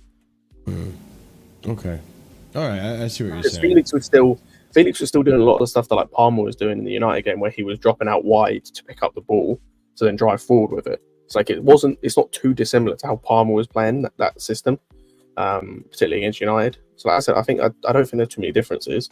I said it's just a personnel thing more than anything. Yeah, I mean, I was just posing that out there because you're right. It was the personnel. Seeing Nkunku, Felix, and Agui on the pitch at the same time, it was an alternative type of profile of players that we saw in there. We didn't have your usual single 10 and a striker. I think Maresca wants to try and do that though, because he spoke. I think he spoke midweek about Palmer and Felix. Playing together. So I think he wants to eventually try and do that in certain games. I mean, it seems that way, right? Because this season, for me, it seems more of we're gonna try things out, and then next season, I'm going to know for sure what my best team is going to be, what type of system we're going to play, so on and so forth. And it seems that way with the whole, league team, cup team, and the, some of the B team being changed, swapped out for others. I was surprised KDH didn't play today. Just experimenting with other staff on the pitch versus your typical. Correa didn't play because that shows me Correa will play against Arsenal. Likely. I mean, speaking on players playing as well, I do have to point this out, and I could be the only one that thinks this, but you guys tell me if you agree or not. But I think today's game sealed the fate of Corey Chukwuemeka. I don't think he no longer has a place at Chelsea. You're muted, by the way, Ahmed. Not to say I don't like the quality of the player. Wait, today's game? But Marshall, today's game didn't seal it. You know when his thing got sealed? Yeah, today's game didn't steal that. No, Fabrizio Romano. It was in beginning of the first week of July. Can't you come has a secret release course of 40 million? 40. That was when his career at Chelsea was sealed. The moment he got leaked, he had a release course. That was game over for him at his football club, because you knew that was either his agent putting him up for sale, or that was the football club putting him up for sale. Simple as that. 40 million. I didn't even see that. Just like, to me, and yeah, that was released early in the summer. I don't know if that was the one that was going to put the nail on the coffin, because obviously he wants to play.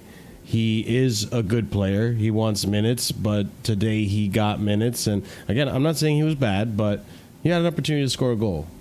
You had an opportunity to put yourself on the scoreboard, and you failed to do so. And I think that was kind of one of those, like, that's an opportunity that now shut on you, Carney, to really show Maresca, like, hey, I can score goals. I can play this 10 position that you might want me to in case a Felix doesn't step up or Nkunku doesn't step up. That's a long list, though. It's you didn't take it, and I don't want to be harsh, but this wasn't the game that sealed them.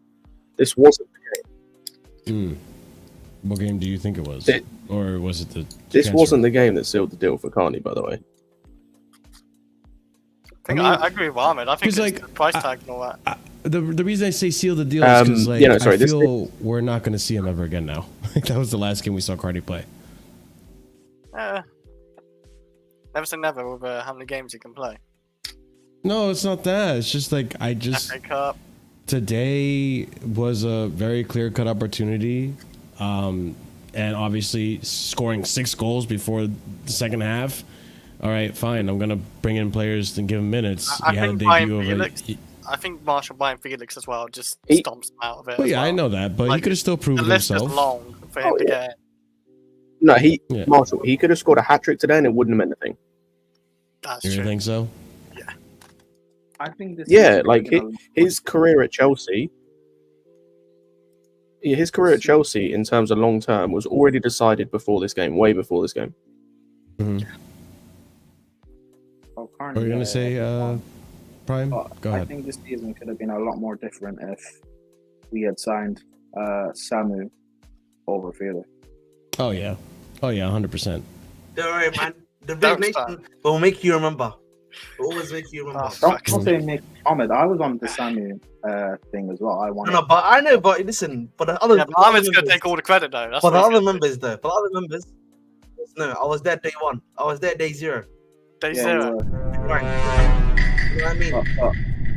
For people who don't know, every nation that Ahmed builds up dies. Madueke Nation, Samu didn't sign for Chelsea. Is a bomb. Gallagher's a bomb. Listen, bit of Gallagher Nation, man. He actually his team beat Barcode Nation. And the only nation of Ahmed. Don't forget Duran Nation. Don't forget Duran Nation. Duran Nation. Another one, heartbreak. The only nation of Ahmed that didn't die is Jackson. So fingers crossed. That was crazy. No, but like one thing I will say is that listen. If we had Omrodion in this team, I'll be honest, man. Second halves against our team, with now that we have Reed James back, we actually have people who can cross the ball. I can't lie to you, man. We might actually be getting cheeky 1-0s or like 2-1s. Like we could have actually had that on radio, Even Osimhen, if that deal eventually. It's okay, we're getting Gilchrist, man. Gilchrist somewhere. Come on. I'm just saying, it's like a striker that can just has that physical capacity to head the ball. Like I feel like, bro, we could be in a different position. I'll be honest. True, but Ahmed, does it not worry you our lack of consistent, like elite level crossers we have in our team?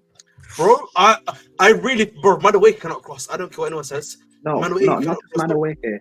I don't. I'm going down this. I'm going down the list. I'm going down the story. Madueke, Gusto. I don't know what's happened, bro. Because like the irony for me is that when he was at Lyon, this guy's crosses. I'm telling you, I can bring you highlight crosses of his crosses at Lyon. This guy was a demon. What did Poch do to him, man? What did Poch do? He can't cross anymore. You know what I mean? He can't. Keep playing pass. I swear to God, bro, it's actually legit, bro. Like I don't know. I think it's a system. He's told him No, this it's not, overlap. bro. I do not think it's not. because he was good bro. under Poch. So No, because under Poch he couldn't cross either. He wasn't even that great. Okay, you know what? Yeah, he's looking more better. Remember at Leon, Gusto was known for being an elite crosser, but poor defensively. Bro, he's crosses at Leon, yeah. It used to be him and Dembele, yeah. Him and Dembele that used to be at Celtic, yeah. Oh my God, catch money. Then it used to be him and what's it called? The guy that used to be at Arsenal. Like, is it catch money? That's what he literally used to. It's like half his sisters came from that, and that really like annoys me because like it's like what happened to him. And then Kukurea and crossing. Don't get me started. He's a great passer. He can give you like a nice ball in, yeah. But I don't think his crosses are as good, in my personal opinion, right? Enzo. You know what I mean? A lot of whipped. You know what I mean? Usually, I don't want to speak too much on that. What do you mean by that? You know what I mean? Hey, he's listen. got a good ping on him. You know what I mean? Certain players are. Hang on. Why did you say Enzo and whip? That's what I'm saying. No. He didn't say whip. No. You didn't listen. He didn't say whip. He said Enzo has the whip. You know what I mean? You know what I mean? You know what I mean? Thank you, Pam. Help me out that one. You know what I mean? That's what I'm saying. You know what I mean? Lavia. I don't think Lavia's got the. He's got the whip. To your channel, R.I.P. to your channel, big man. You know what I mean? Hey, that's Marshall's king right there, though. Enzo, so it's fine. That's what I'm saying, Brian. It's interesting that it's got Sterling as well comment on that too. But we're gonna keep a question, you know what I mean? Lavia's can do a good. No, Marshall, don't hide behind Sterling. Don't hide behind my brother. Don't do that. Hey, yo. And yeah, Sterling's in black and white there too. Interesting behavior, but wait, hold on. Why don't you want to hide behind Sterling? Is it because he's never mind? Continue. That's not big up. Before you guys continue, real quick, let me just shout out Chelsea Perspective. Thank you so much for the 5 gifted subs. Big up to you, my friend. If you are one of the 5, be sure to thank Chelsea Perspective with the memberships. Shout out to Josh CFC who got a membership. Gabriel A got a membership. M3 got a membership. IE Wani got a membership, as well as What got a membership. So big up to you guys. Oh wait, well you're right, Chris. Big up to What that got a membership. I have it right here. There we go. What? There we go. Yeah, but like what I was gonna say, what I will say, it's just in general. Like I would say, Brian, Reece James, Neto. I think João Felix has got a good crossing. I would argue. Neto's not an elite crosser. No, it's not. No, not elite crosser, but he can cross the ball. You know what I mean? No, but Ahmed, I said elite. Like Neto is an elite crosser. He literally got 9 assists last season. Would you put your house on an elite delivery from any of our players? Yes, Neto. Yes, Neto. Neto, no. Yes. I think Curry Pirate. I think what I would say is that if he was to put in the cross in his current form, in his current state at Chelsea, would he give me 9 times out of 10? I think 8 out of 10 times he can give you a good cross. Because he's literally getting better game by then. All right, then that's fair enough. You know what? I think you and Prime can debate that. I'll give you Neto, but that's only 2 in this team. Yeah, that's what I'm saying. So I feel like those 2 personally. After that, I wouldn't say this guy's elite, but Mudryk is decent at crossing and not bad. Let's be honest. That's one of his good traits. I'm not saying he's elite. I'm not saying he's elite. He just doesn't pick up his head. That's the problem. I think for me the issue in general though, if you just say elite, there's basically got 2, and I think the problem then becomes if you bring in an Osimhen, if you bring in Gyökeres, if you bring in a Sam already on, a big striker, means that your guys need to be good at crossing. Jackson this season, by the way, either A, they need to develop that game, or B, what's it called? You need to bring in. You might need to have to bring in again another person that's very good at crossing. You know what I'm saying to you? So I think Palmer can be an elite crosser. Palmer can become that. He's not bad at it. He can be. He's good at it too. When people say that Jackson is not good in the air, I think he's improving. I kind of agree, kind of disagree, because my argument is we don't have enough quality deliveries in the box to know if Jackson's in the air or not. We know Reece can find him. If Reece was playing further forward, I trust him to find him, but I don't trust anyone else consistently. That's not saying Madueke, or that's not saying Mudryk can't put in a cross or Neto's not good. But I'm talking about that 9 out of 10 crosses you'll find your man. I don't think any of them have that. I mean, I get where Prime is coming from. I know Reece James can ping a ball to you. Cole Palmer too. Like, I mean, from the limited amount that we saw this season, like whenever he had the ball on the right hand side and would cross it, it was a dangerous cross. We just didn't have the quality. But this goes to the conversation, right, that Ahmed was saying, is if we had a Samu or if we had an Osimhen in the team, we don't have the crossers to supplement it. And I would kind of agree and disagree. I feel like there is a way to supplement it with the current team.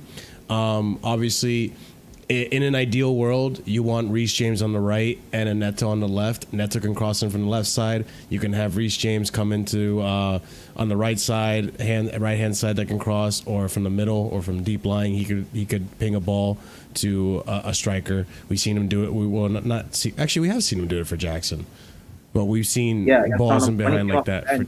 When he came off the bench against Nottingham Forest. Yeah, exactly. So, like, we know he's capable of doing it. Despite his defensive frailties, obviously we know Enzo Fernandez can ping a ball and find, someone's head. So it's doable. But I see where you're coming from. Like, there are players that probably need to improve on that aspect of the game. We don't have elite ones. But, I mean, that's neither here or there. I would even argue, like, we do need to talk about a striker, but I don't think we need to talk about a striker that's going to take over Jackson. I think we just need to talk about a striker that can compete for Jackson. We do. Because I would personally put Jackson left wing. No. I would think in Maresca's system.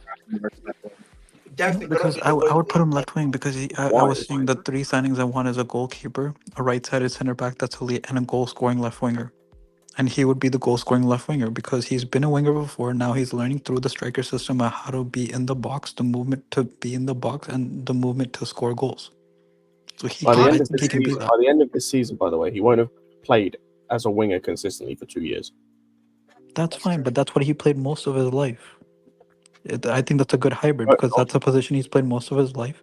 And then he's played this for 2 seasons and he's gotten better at striker. Obviously, he's still, and the things we say he's good at from last season is his link-up play, the way he links with people and so on and forth. So if you have Cucurella there, just like how with Sancho, that's what I'm saying. He doesn't need his cross. Sorry? What attributes does he have in this system to make you think he's going to be a good winger in this system? I think he can still drive and push with the ball. I think he has the physicality to go through players. I think in transition he would be amazing. Same with striker because he's quick enough. He would be strong enough, and he's still good enough to link up play. It would be similar to Sancho in a sense in terms of link up play. Obviously, dribbling's not as good as Sancho, but then we're saying that Sancho's too conservative with firing shots. And this guy is now going to play 2 seasons as striker. We've seen his movement get better. We've seen his finishing get better. If that continues to happen, I would love him to be in the left wing. And then Neto go be in the right wing because now we have a playmaker in Neto because I don't think he can strike a ball, but he's never scored more than 5 goals in the league. But he's gotten 9 to 11 assists in the league, even though he's missed half the season last season, right? And if we have a big guy like Gyökeres, that's great. That's what I'm saying. We need more threats. And then if Gyökeres gets injured or we need to play the B squad, Jackson can become the main striker in that time, and we can move things up. Sign a goal who's actually a winger. CP, I hear what you're saying, right? But like we need to talk. It's not just about the position; it's about the system that you're playing in. If this was Klopp's system, then I would understand playing Jackson off the left. I think that would probably work best for him. But the way we're playing under Maresca and the way he wants his wingers to be, Jackson just wouldn't work. I think he would because I get you have to because I don't think of Maresca's system as more so beating your man one-on-one, and Jackson can do it a different way, right? Neto or Sancho or Madueke are dribbling their way through the man and then using their pace, but this guy could be something different. You kind of like how we're saying Mudryk is, right? We don't think of Mudryk's a lead dribbler, but what is he? He uses pace. He uses his rapid pace to move across and beat his man that way. We can do it that way because Maresca's system is beating your man. Doesn't mean how you do it. You need to beat your man, right? We criticize Sancho for beating his man and fucking doing skills and coming back to the same man. This guy would beat his man and drive forward.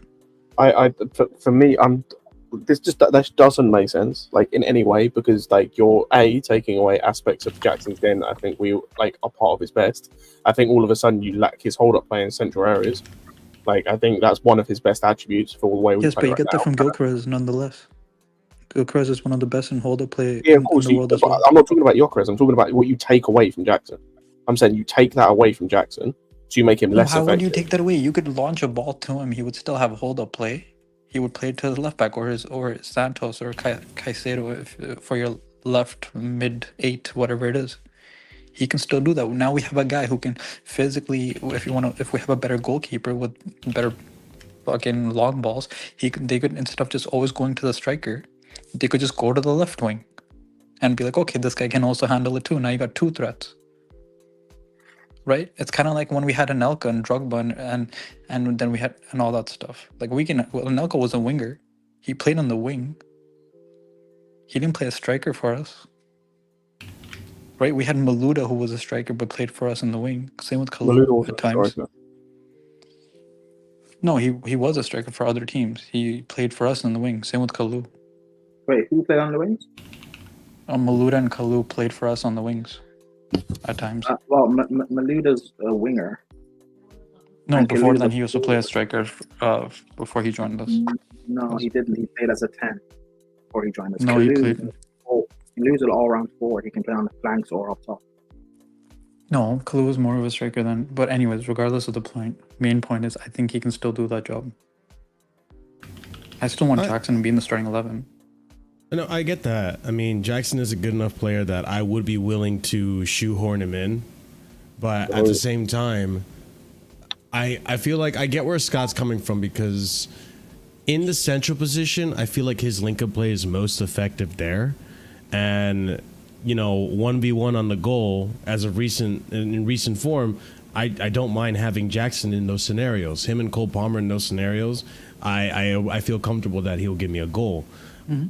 When you put him in the wing, you kind of take that away from him in a sense. I see what you're saying though, Curry, because like I feel like on the wing he can do a job. I think he's good enough of a dribbler, and he has enough pace where he can actually, be a threat from the left wing. But and his movement's gotten better. I get that, but I feel like I want him to be more involved because he is that good of a player.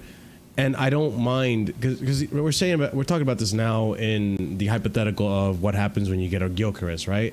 Or an Osimhen, whoever you want. I feel like I still haven't seen enough of Jadon Sancho this season to tell me he's not the guy. Like, before the illness and the injury and the tactical drop, he was performing pretty well. I mean, he wasn't bad. We need more gunmen. I keep on saying this. We have too many playmaking wingers. But you don't. Well, I personally think winger. Like, I don't understand why. There's only 2 in the world that can count as goal-scoring wingers, or 3 no, there isn't. counting right wings. No one thought Salah was a goal-scoring winger until he became a goal-scoring winger. Like, you can go and find someone who why can't I do that with Jackson? Why can't I do that with Jackson? Then if I'm getting someone like shoehorning someone into a position. Also, the other point I was going to make about Jackson is, what is our biggest criticism of Jackson, or most people's biggest criticism of Jackson? Marshall especially. He's too touchy. There you go. So he's too touchy in a position where he doesn't have to always take that many touches. To be fair, he's been a lot less touchy this year. Why would you then put him in a position where he has to take more touches every game? Okay, so Marshall criticizes how touchy he is in the box. I used to. Right? Like, quote unquote, sorry, pause. But he criticizes him how much he is in the box. Right? He criticizes him in the box, how touchy he is. Not before that, not his link-up play, not the way he dribbles. He's too touchy there. Marshall always criticized him in the box. So he can still do that thing. Marshall never criticized him before the box about being too touchy. So that's the thing. He can still do that on the wing situation. He can still drive. He can still beat man. He can goal score. That's what I'm saying. He's now learned how to be a better goal scorer as a winger. Yeah. That's why I'm saying this. I'll be honest with Jackson, right? I don't think there's many strikers in the world currently that are clear of Jackson for us to say that. That's why I'm saying Gyökeres or Osimhen. If it's not them, then I don't want him to move to the wing. I don't. As much as I want to listen, okay. I suppose they may be better than him in certain aspects. They don't offer what Jackson offers. No, they do. Gyökeres does. Gyökeres does. Yeah. Gyökeres does. I watched him for 2 years. No, bro, he links up as well. He's better physically. He's better finishing. I know. I rate him, but like, we're still gonna use that asterisk of where he's doing it at. Mm-hmm. Okay, we could say that for any striker. Before Holland joined, we were saying German ducks. I mean, to be honest, though, CP. No. I'm not talking about the league. I'm talking about he is functioning in a fluid, well-oiled machine. Chelsea are no. We can talk about the league as well. I know, but the league is not my point. My point is he's working in a fluid, functioning system. Chelsea are nowhere near that right now. He's going to come in. No, but I'm saying that's why we get him in the summer, where we should be more fluid. We should be more functioning. But by that point, right? If we're hitting top 4 by then, we would be challenging for the league. That's what our expectation is. Okay, but by that point, what makes you think Jackson won't be ready then? I expect Jackson to get 20 goals in the league. Jackson could end this season on 25, 26 in all comps. Sure, and I can get a guy at least in his league and in Champions League who's scoring 30 plus goals a fucking season in the league and getting more in the Champions League. He's getting 40 goals in all comps. That's including Champions League. Back-to-back seasons. He's also doing I will bring back the league thing because he's doing it in a league where he should be scoring that many goals. Outside but I'm also counting his Champions League performances. Yeah, Champions League is cool. Champions League, I'm not nothing against that. I'm talking just from a league perspective. He should dominate that league because he's playing for one of the best teams. Of every team, I only found this out the other day. There are only 4 teams in that league, the 4 you would expect, who spend more than 50 million on their squad. Wow. Every team PSG, outside the big Real four. Madrid, No. In terms of in that league. So outside of Sporting, in Liga NOS, okay. Sporting, Braga, Benfica, and Porto. Outside of those 4, every other team has spent no more than 50 million on their whole squad. Wow. Is that in transfer fees or including? Yes. Yeah, transfer fees. Yeah. On their whole squad. So yes, he should dominate that league. That's why, by the way, Sporting do dominate that league because they outperform their XG massively because they have the talent to do so in that league. And that's the thing. I agree with what Prime said. At the end of the day, if Jackson performs how I expect him to perform this season, then I see no reason to go and get someone else instead of him. I mean, also, if we do this thing, by the way, if we do this thing of moving him, that's 2 strikers we need because I'm not having him be the starting winger and backup striker. We're not doing this nonsense. Also, Gyökeres got a hat-trick against a Man City academy player playing at centre back. No, I get that. Obviously, before you go, CP, I get the asterisk, right? Because he is playing in a league where, like Scott said, rightfully so, he should be scoring those high numbers, especially if he's as talented a player as he is. Sure. And listen, despite who it was against Man City, I'm not taking away any credit from Gyökeres. The ability to score a hat-trick against Man City, period, is talented. No. I understand. I understand. But what I'm trying to get as to that, one thing that I feel like, and listen, there's no logic to it. There's no rhyme or reason. It's just what happens. Becoming a striker at Chelsea is probably one of the most difficult things on earth. I just have to say it. What Jackson is doing right now, although it might not be at the Didier Drogba level, it's impressive to listen. Well, back when Drogba was first starting, he's not there yet. If Jackson gets to that level, that's absolutely impressive because it's Chelsea. You, CP, all of us on the panel, we know how many strikers we've gone through to finally hit Jackson.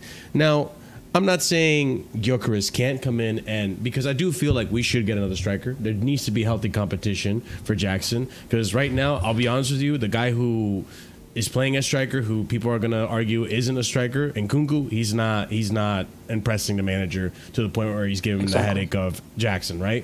Gyökeres comes into this, maybe he's that competition that Jackson needs, and maybe it pushes Jackson to improve, kind of how Anelka, Torres, all these strikers that we've gotten in over the year help Drogba to improve, right?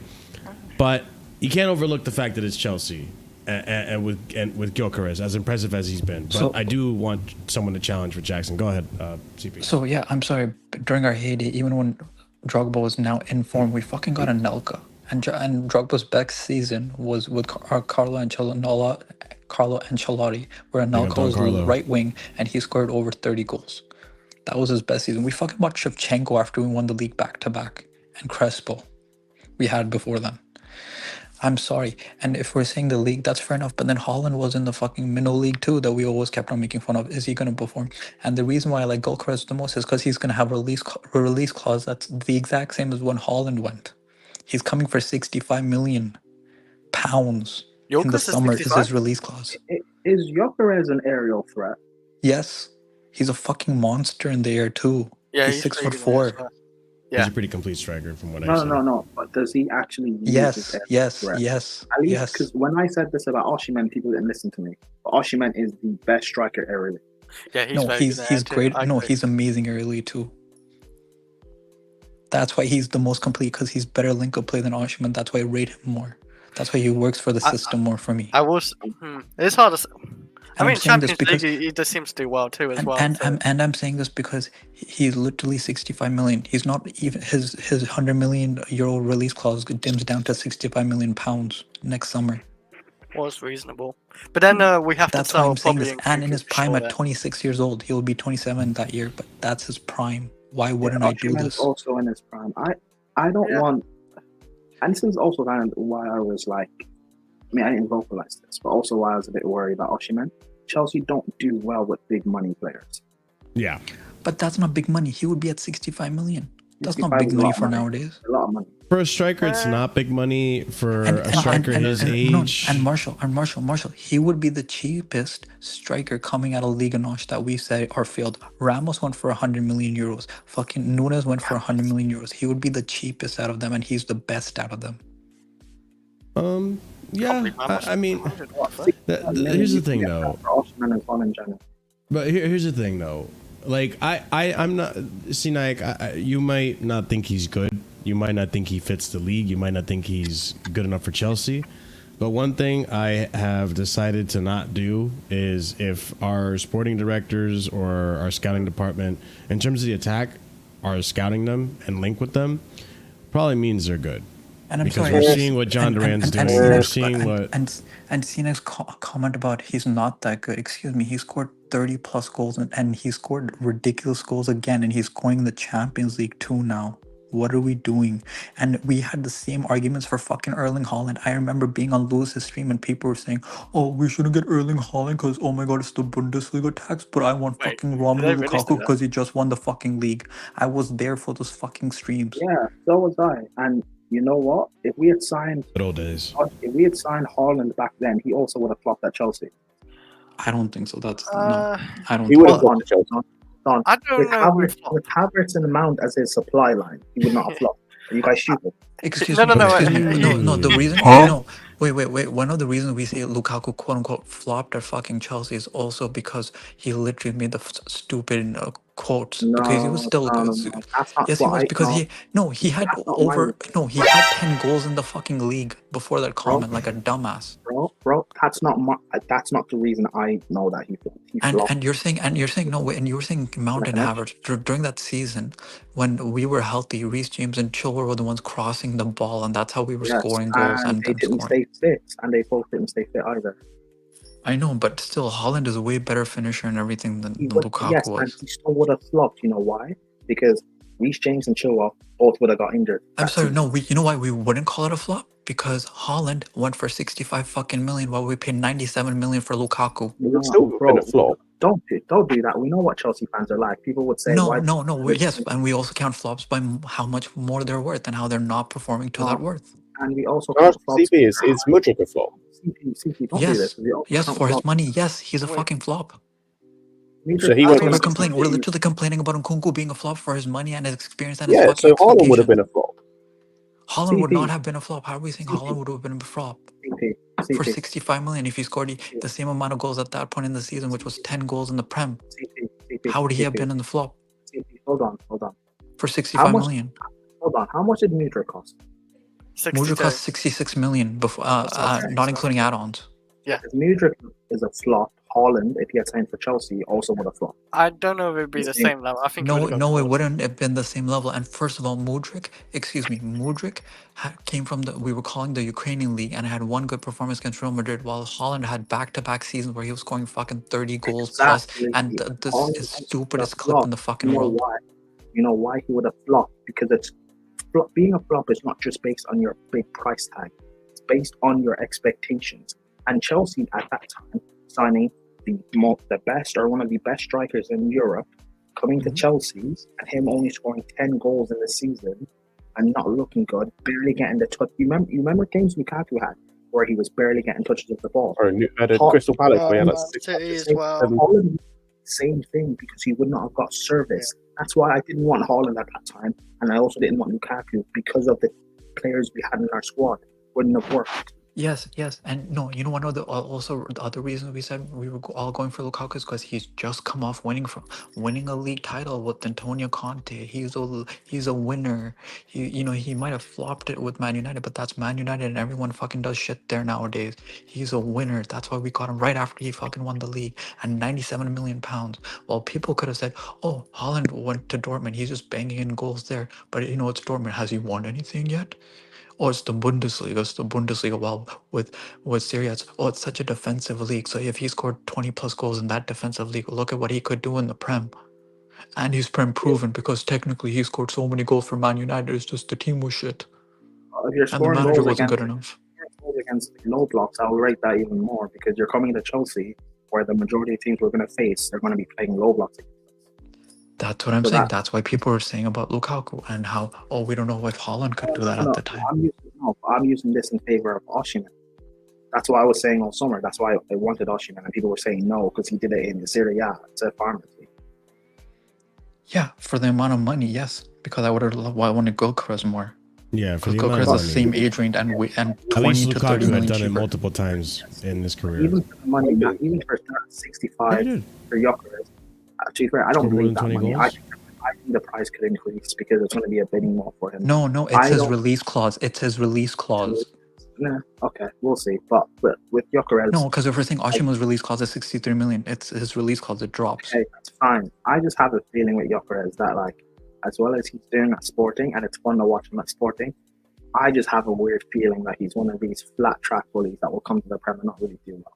With Haaland, I knew he would do well. We keep on saying this, but he also spanked Arsenal too when they were in the Europa League, but they were doing that 93% in the league season. Arsenal do poor in Europe all the time anyway. I don't care about that. With City create an abundance of chances per game. No, I'm talking about Arsenal. No, he did this when same season when Arsenal were in the league for 93% of the season. I know. Arsenal do poor in Europe regardless. I don't care. Arsenal so we're just gonna add caveats to every fucking thing then. Okay, we're not counting City because they create so many chances. We're not counting Arsenal because they do shit in Europe. Well, no, I'm not. I do rate Gyökeres. I really do. But there's also this feeling. What season, by the way, was the Arsenal thing? Probably last season, right? Oh no, that season he would have been in Coventry. That's my bad. Because he was then the next season, so last season he moved. So he didn't play against Arsenal? No, he didn't play that season. He probably did. But it would have been Gonzalo Ramos. Yeah, so I don't as much as I rate Gyökeres, I just have this feeling in my stomach that it's you've seen this happen before. Okay, I could say the same thing with Osimhen. Excuse me. I could say serious striker who's just won the league, who's big and physical, flopping at Chelsea for a insane price tag. And the argument I made about Osimhen is that I've been watching him for 5 years plus. I know his body of work, and whereas in this conversation, Gyökeres' body of work. You've been watching him for a long time. So we'll see. By the end of the season, I'll be real. For me, when it comes to strikers, this is not a conversation I'm entertaining until the end of the season. Because, like I said, if Jackson hits, if Jackson somehow hits, I don't think he will because it's so rare for at a certain level without penalties. I'm expecting a 17, 18 goal league season. If he hits 20 plus, 20 plus in the league, he's already world class. I don't care. like especially with no penalties. I could entertain that 100%. But yeah, if he does hit that 20+ goal season, this conversation in my mind is completely irrelevant because at that point, no one should take over his position. He is the number one striker at Chelsea. And you need a back. I agree exactly, and in that point, piggybacking off of but he's right in my opinion. Piggybacking off of what Scott said. Roman, we had Shevchenko and I understand that. I understand that. I'm gonna answer that with my He should be the starter. I'm saying like, cool, go and get me a striker. Go and get me Duran to back him up. Exactly. That's what I was about to say, Scott. If he's scoring, CP, hold on. Don't spend 60 mil on Gyökeres. Why? So, that's what I mean. Like, you could get a Durant or a Samu equivalent and have that be the competition to Jackson that can learn from Jackson and become. So wait, Marshall. So we got Shevchenko when he had just won the Ballon d'Or to be a fucking backup to Drogba. Is that what we were thinking? Right? But CP, you understand more than anyone on this panel that was a different time financially. No, not even that. CP, you know why? This is something that Chelsea fans like won't really listen to. You know why the likes of Shevchenko and Torres flopped at Chelsea? Sure, go ahead and tell. Because they weren't given the time to play up top as our number one striker because we had Drogba. That goes into what I'm saying. Like, I rather if by the end of the season, which Scott's totally right, I don't even think we really need to entertain this conversation as long as Jackson is still scoring. Obviously, it could be a complete dip in form from now until January, and we're having a different conversation. But as of right now, I'm pretty content with Jackson as number one. But at the end of the season, if we're looking at Jackson having in the league alone 20+ goals, I agree with Scott. At that point, I'm entertaining conversations about Jackson being world class, and I'm entertaining bringing in a striker that can back up and learn under his wing. Not just that, like Rand said something about Chelsea. It was last week or something when he was talking about Jackson because he rates Jackson. He was saying that when have Chelsea ever had like a striker that scored in volumes? When have we ever had a striker that was scoring 25, 30, 40 goals a season? We've never had that. No. Like Drogba, the reason why we rate Drogba is how effective he is. Even Drogba was never that. But Drogba wasn't scoring 25, 30, 35 a season. Costa, he won 2 titles in 3 years.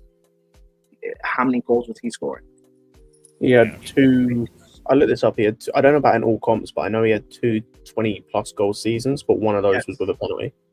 Yes, but that's the point. Like, if you have goals around your team, if Jackson's scoring 20-ish in the league, and we have Palmer that's also getting 15 to 20, and we also have a left and right winger that are chipping in your goals, that's enough.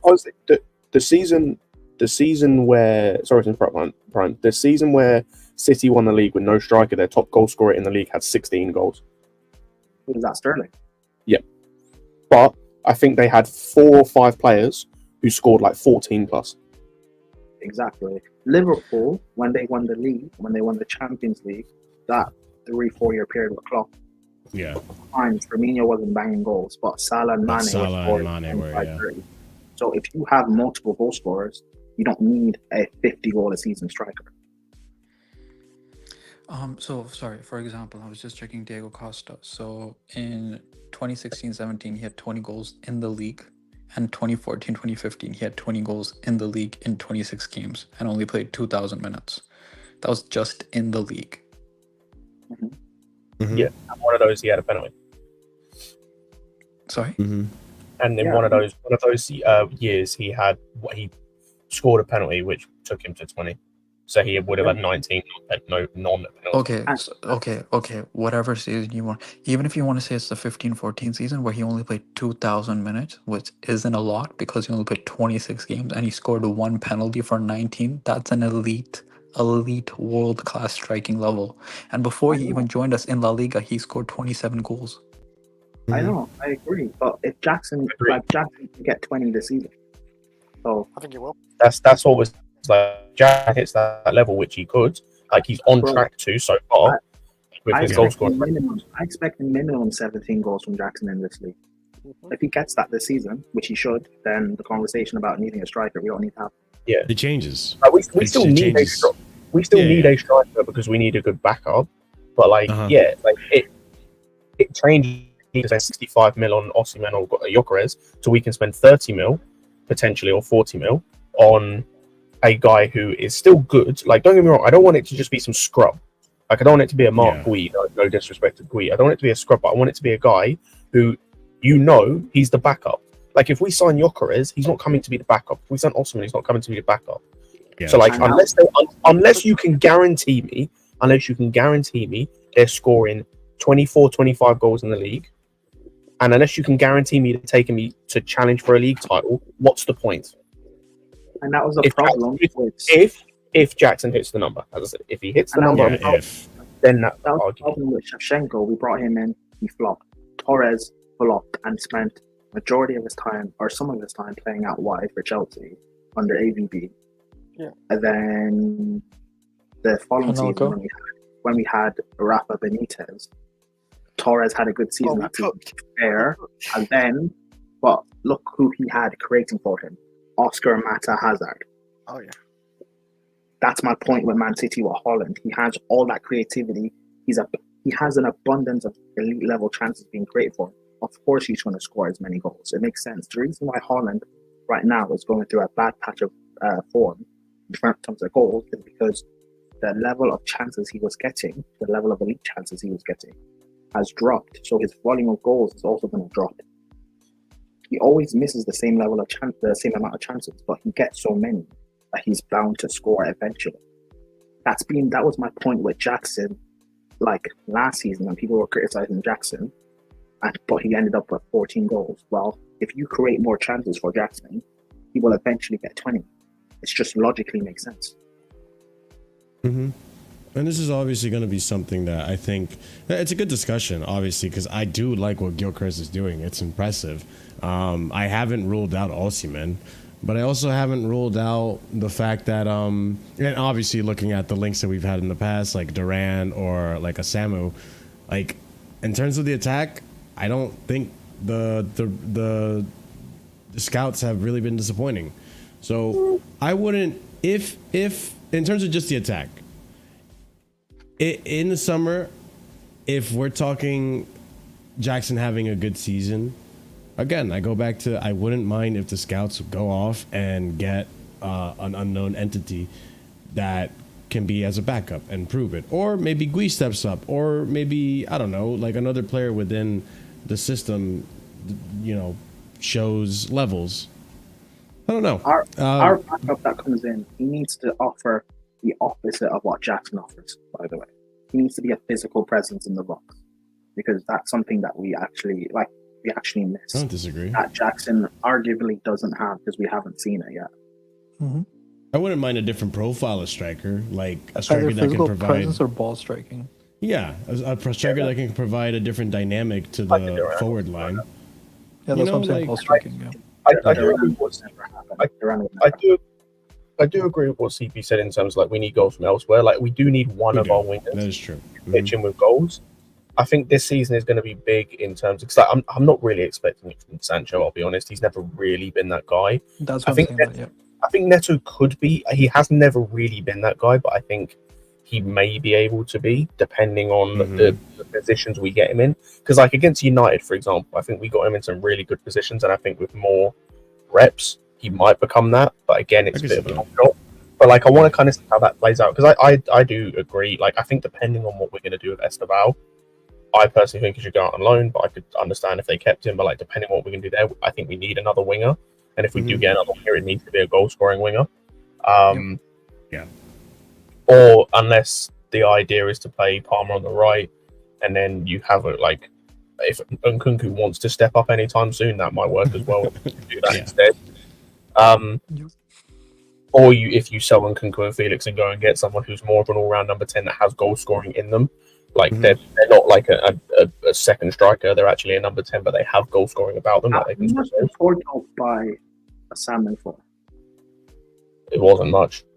Sorry? It was less than what we were going to pay. Yeah, it was less than what we were going to. Sorry, Brian. How much did Porto get Samu for?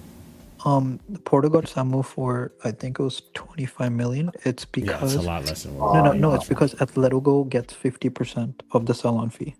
Okay, That's so the they're deal. going to sell him for like 8 or something. Wait, That's he great. went there. He got sold there. I thought he was on loan there. No, he got Nice. sold there, No, but he it's with the deal that Atletico yeah, gets 50% of whatever sell-on It fee. was Shit, I didn't know that. It was 15 million euros, by the Yeah, way. because 1-5. I was Wow. thinking Sorry, yeah. about we can fly him in the summer, but then you said about the sell-on fee, and I was like, nah, they're going to extort Yeah, us. It's not worth 50%. Yeah, solid. I could see that. But listen, there could be other strikers out there that are worth scouting. That's all I'm saying. Yep. But I wouldn't be opposed if we do get a Gyökeres. I know a striker. Hey, segue. How Roberts. Oh, No, fuck no, off. we're not doing this. You won tonight. You won tonight. no. And our striker, We're young good. striker, We're good. Johnny we're good. Kenny. Johnny Kenny, he's a gunman. One of the best We're strikers. all right. One of the I don't know if best- we need a striker still. Like, if Jackson No, scored we- 20 goals. We No, definitely because- need Because I think Nkunku's need- fine. If Nkunku's fine being a backup to it, then I'm No, good. I'm good Nkunku's with it. not good I'm, enough. he's not- I'm, he's I'm not- good. not Where good were enough. you for this whole conversation we had No, earlier? I don't want to say on stream where I was, but Hey, yo. No. Hey, yo. Okay. Hey, Um, yo. But moving What do you swiftly. mean by that? Make sure you ask consent from the sheet. Okay. But yeah, like I don't. we definitely need another striker because like Nkunku ain't it. Like whether he is not it as a player or just not it as a Yeah. number 9, he's not it. Like that remains to be seen. But he's not it right now. So unless Yeah, if he's he's not it stepped right now. up, then 100% he can be the backup. If he's happy Yeah. being the backup. But it's like right now we definitely need another striker. But what type of striker and the level of striker is up for debate and will continue to be up for debate Mhm. until the end of the season. For me, anyway. Yeah. Or it won't be a conversation in terms of I'm not going to debate it like constantly, but it's like I'm not even really thinking about it to the end of the season. But Yeah. that will be yeah. what happens at the end of the season will tell me a lot, I think, about what type of striker we Exactly. need and level and whatnot. Same with these wingers, to be fair, because like if Neto, for example, if Neto or Sanchez steps up and starts scoring goals, then my position on what type of winger we need and Oh. like the level of winger may change as well. I still think we need a goal scoring winger regardless, like someone who's a Sure. pure goal scorer, pretty much. Like obviously has some creativity, but also brings a level of goals. But it will depend on whether they start or not. Because like if as it stands right now, I would keep Sancho, but then you'd need to probably get rid of Madueke and Mudryk, Mhm. and if that mean that one of Sancho or Neto doesn't start. To me, like that, I'm like cool, but then if that's going to be the case, do you really want to buy Sancho? Mhm. Like, so there's just questions that have to be kind of answered first, and will be answered for the season. I mean, we used to have a goal scoring winger. Also, like, yeah, I know, bring back Pedro. Anyway, I shouldn't probably be having this conversation now because we scored, but even if we had Samu or Osimhen this season, would we even be able to utilize their presence properly? Because our delivery from wide areas is extremely poor. Our set pieces, our crosses, very, very. I mean, today was definitely a day where our team decided to, you know what, let's practice our set pieces and see if we can actually score from them. If we changed one thing and it worked, and it's like it's something that I think RSN spoke about it first. Like it's just outswinging corners. Yeah. Like that's how we maybe that might be score. it. Like because like it just varies up because like all we've done so far up until this point is in swinging corners, and it's clear what we're trying to do. It just doesn't work because to do what we're trying to do, the opposing team has to make a mistake and just leave a guy open, or your delivery has to be like perfect because the margin for error, as we've seen, is either first man or goalkeeper, pretty much. Whereas with an outswinging corner, it's just you get a bit more margin for error because there's obviously more space. The goalkeeper's less likely to come. If he is going to come, he's probably going to he's more likely to make a mistake. This is first goal and stuff like that. But so yeah, it's something we haven't really done. We do it today and we score 2 goals from it. Yeah, and that's one thing I do want to take out of today as well, and thanks for reminding me, is that, like, okay, on set pieces, it looked like the team has improved a little bit or is trying something else, because that's one thing that going into Arsenal we need to be careful about is the set pieces, because we know they can score from set pieces and they've relied on set pieces to score. I don't think Odegaard's going to even play more than 45 minutes. Time will tell, but you know, with this game coming up on Sunday, we need to have a strategy for dealing with set pieces when we do have to deal with set pieces, because we can't let Arsenal take advantage of set pieces to score on us. And I know we haven't been the worst when it comes to set piece defending, but I know for damn sure we definitely aren't the best. So we definitely need to.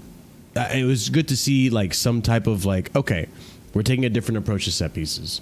Hopefully, we also take that same different approach when it comes to defending them as well.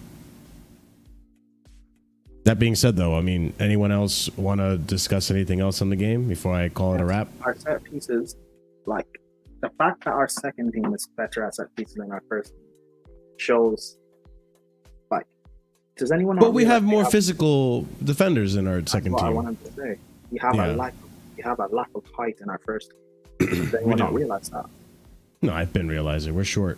We're short kings on that pitch. That also contributes how poor we are at set pieces because we have no one to aim the ball at. Look at Arsenal. Mm-hmm. Like, I'm not going to downplay how good Saka and Declan Rice are with their deliveries. They have quality delivery. But what also helps is when you can aim the ball it also helps when you can aim the ball at Saliba and Gabriel and Rice and Partey and Marino and all these giants. Even Liverpool, Trent can cross the ball at Van Dijk and Konate. Mm-hmm. You know? So it helps having actual presence in the box. Yeah. And that's why I was an advocate for Osimhen and Salmon, because they're a target. No, and I get that. Obviously, I think for Arsenal, I wouldn't mind. I haven't put my predicted lineup out there, but like I wouldn't mind if Tosin started over Wesley. I'll be honest with you.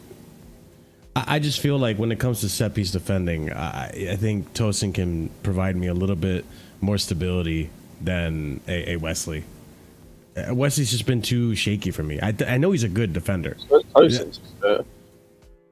I don't know, not shaky. Like, yeah, I won't say Tosin has torn up the world or impressed me that much, but. Other than, what's that one game where he had at Liverpool? Other than Liverpool, I can't think of a game where I'm like, Jesus Christ, dude, you had a howler. No, he sucked against Newcastle as well. Yeah. Yes. He's been better. Like today was better, but it was Noah. Like since the Liverpool game, he sucked in against Liverpool. He sucked against Newcastle. And those are only 2 games he's played. Wait, did he stop being? I thought he looked like. Was it the Liverpool game? Actually, Renato Vega's not a bad shout. A centre back. Yeah. Renato Vega would make sense if we're going to do the same thing. If we're going to do the same thing we did against play left wing. Newcastle Newcastle United in the second half, then it makes sense to play Vega at centre back, and then you play Colwell right centre back. Yeah, because Colwell's one I'm not worried about, but it's true what Prime is saying. We're not necessarily we're a little challenged in terms of height in a defense and in a team overall. But how tall is Fofana? I don't even know how tall he is. I think he's like 6 foot. Was like 6'1", right? But they both look even shorter compared to Saliba, Gabriel. Yeah, 6'1". 6'1". Yeah. I mean, we don't have any like Disasi's a big guy. 6'4". He is he's defensively liable. Ooh, that's why Tosin's the only one that's tallest enough that. And I'm not even just talking just about height. But like, look at Reece James, for example. He's like 5'10", 5'11", but he's a presence. Yeah. Sometimes you just need, I don't want to say aura, but like, sometimes you just need aura. I agree. I get that. I just, other than Levi, I don't get that out of Wesley. At least Tosin gives me height. But Tosin, I think Colwell, I've seen Colwell in the box. He looks the most promising centre back. I'd say Vega. Vega is not a bad shout either, but I am worried about, because if you're going to play Vega, then when you're on the ball, surely it's going to be Cucurella inverting, Vega on the left, and Colwell on middle, and Reece James on the right. You see what I'm saying? Like when we're on the ball and we turn into a 3, it's going to be Vega left center back, Colwell center back, and then Reece James right center back with Cucurella inverting. Yeah, but that's how we've been playing them. I don't think there's not been a single game where no. What Maresca's been doing the past few games is Fofana on the right, Colwell in the middle, and Reece on the left of the 3. Yeah, in the last two games, I want to say. Yeah, so you take out Fofana, put Reese on the right, and Vega on the left. Yeah, that's what I said. That's what it would look like. So it would have to be Cucurella inverting. Yes, yeah. So it'd be inverting from the left, no longer the right, which in recent games we've been inverting from the right with Malagusto. But yes. I don't think Malagusto needs to start. Yes. It might be a good thing. That also might be another thing about today's game is that Cucurella didn't play, which doesn't say anything about the levels, in my opinion. It tells me that... Who? Gusto didn't play either. But Gusto also... Yeah, Gusto... Oh, yeah, Jesus Christ, he got hooked. I mean, it's up in the air whether or not Gusto's going to start or Cucurella's going to start, but Cucurella not playing this game tells me that there's a good chance that we could see Cucurella start against Arsenal. Or maybe he's going to play Gusto, Reese, and Cucurella. One of them is going to be Jesus. That'd be crazy. That would be the wildest thing you could possibly do. Yeah, that'd be insane. I'd be like, okay, Pochettino, is that you? Where is my manager? What is this? We're playing all our fullbacks. Reese in the 10, I want to see it. I'll be real. Yeah, but this is what I mean. Like, who pockets Saka will be an important factor, almost as important as set piece. I think Cucurella starts. Yeah, it has to be Cucurella. I think either Cucurella or Reese could do that job. Like, yeah, but I feel like if you're looking at track record, though, Scott, it has to be Cucurella. We saw what happened in the Euros. No, like both of them could do. Like, I'm not worried from that sense. Like even defensively, I'm not really worried because, not from a sense of like. Obviously, I'm worried because we suck defensively, right? It's more a case of like, from a defensive standpoint, I shouldn't be worried from the fullback areas, is what I should have said.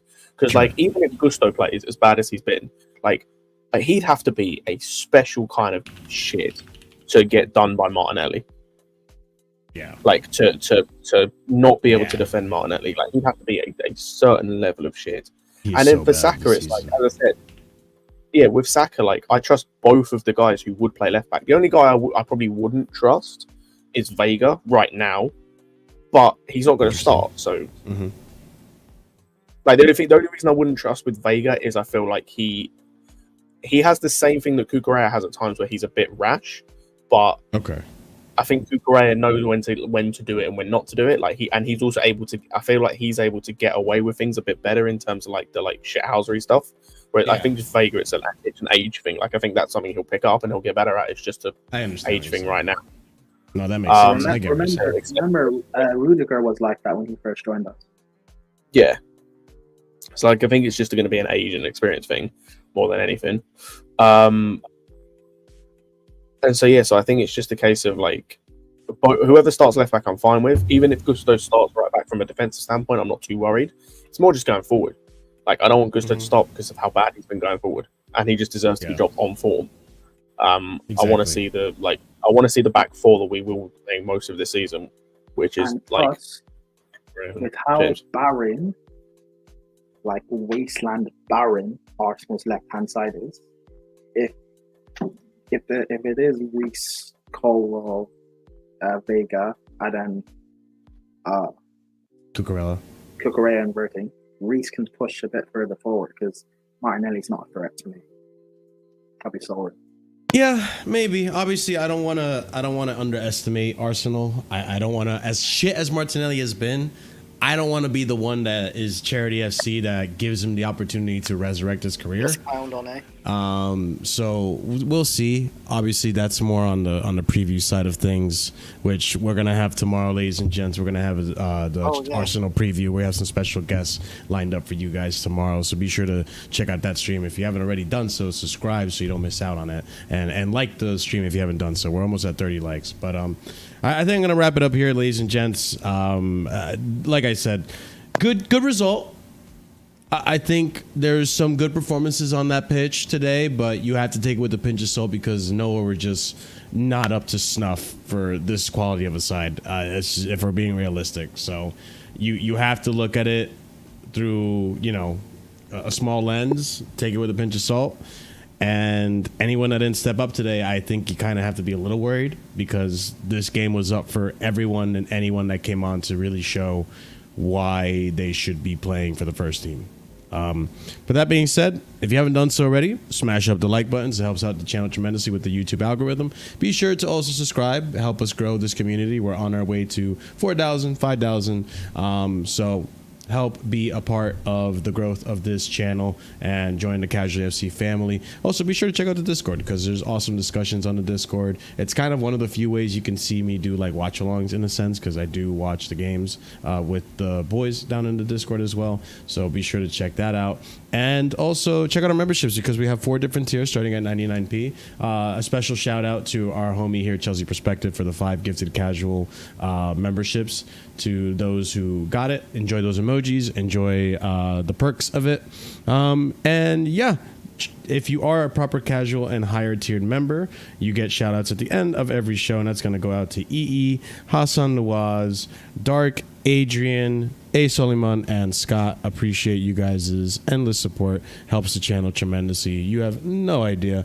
I'm going to go ahead and we're just going to raid Sunshine, who I think started about an hour ago, so maybe she's wrapping up. But you guys already know what to do. Here's the raid message. Copy and paste that raid message over there. Spam it in her chat so she knows where exactly you guys are coming from. But that being said, we'll be back tomorrow. We got a preview with some special guests for you guys. We'll talking Chelsea, Arsenal, of course, the last game before international break, so that should be interesting. Hopefully we can get a W. We'll see how we feel tomorrow, chest-wise, you know. But also check out the other stuff that we're going to be having during international break. We have some good content for you guys lined up here, so don't move, don't go anywhere. There will be content for you guys even during international break. But that being said, y'all have a good night. We'll see you soon, and as always, stay casual. Peace. Hands up, Nando's out.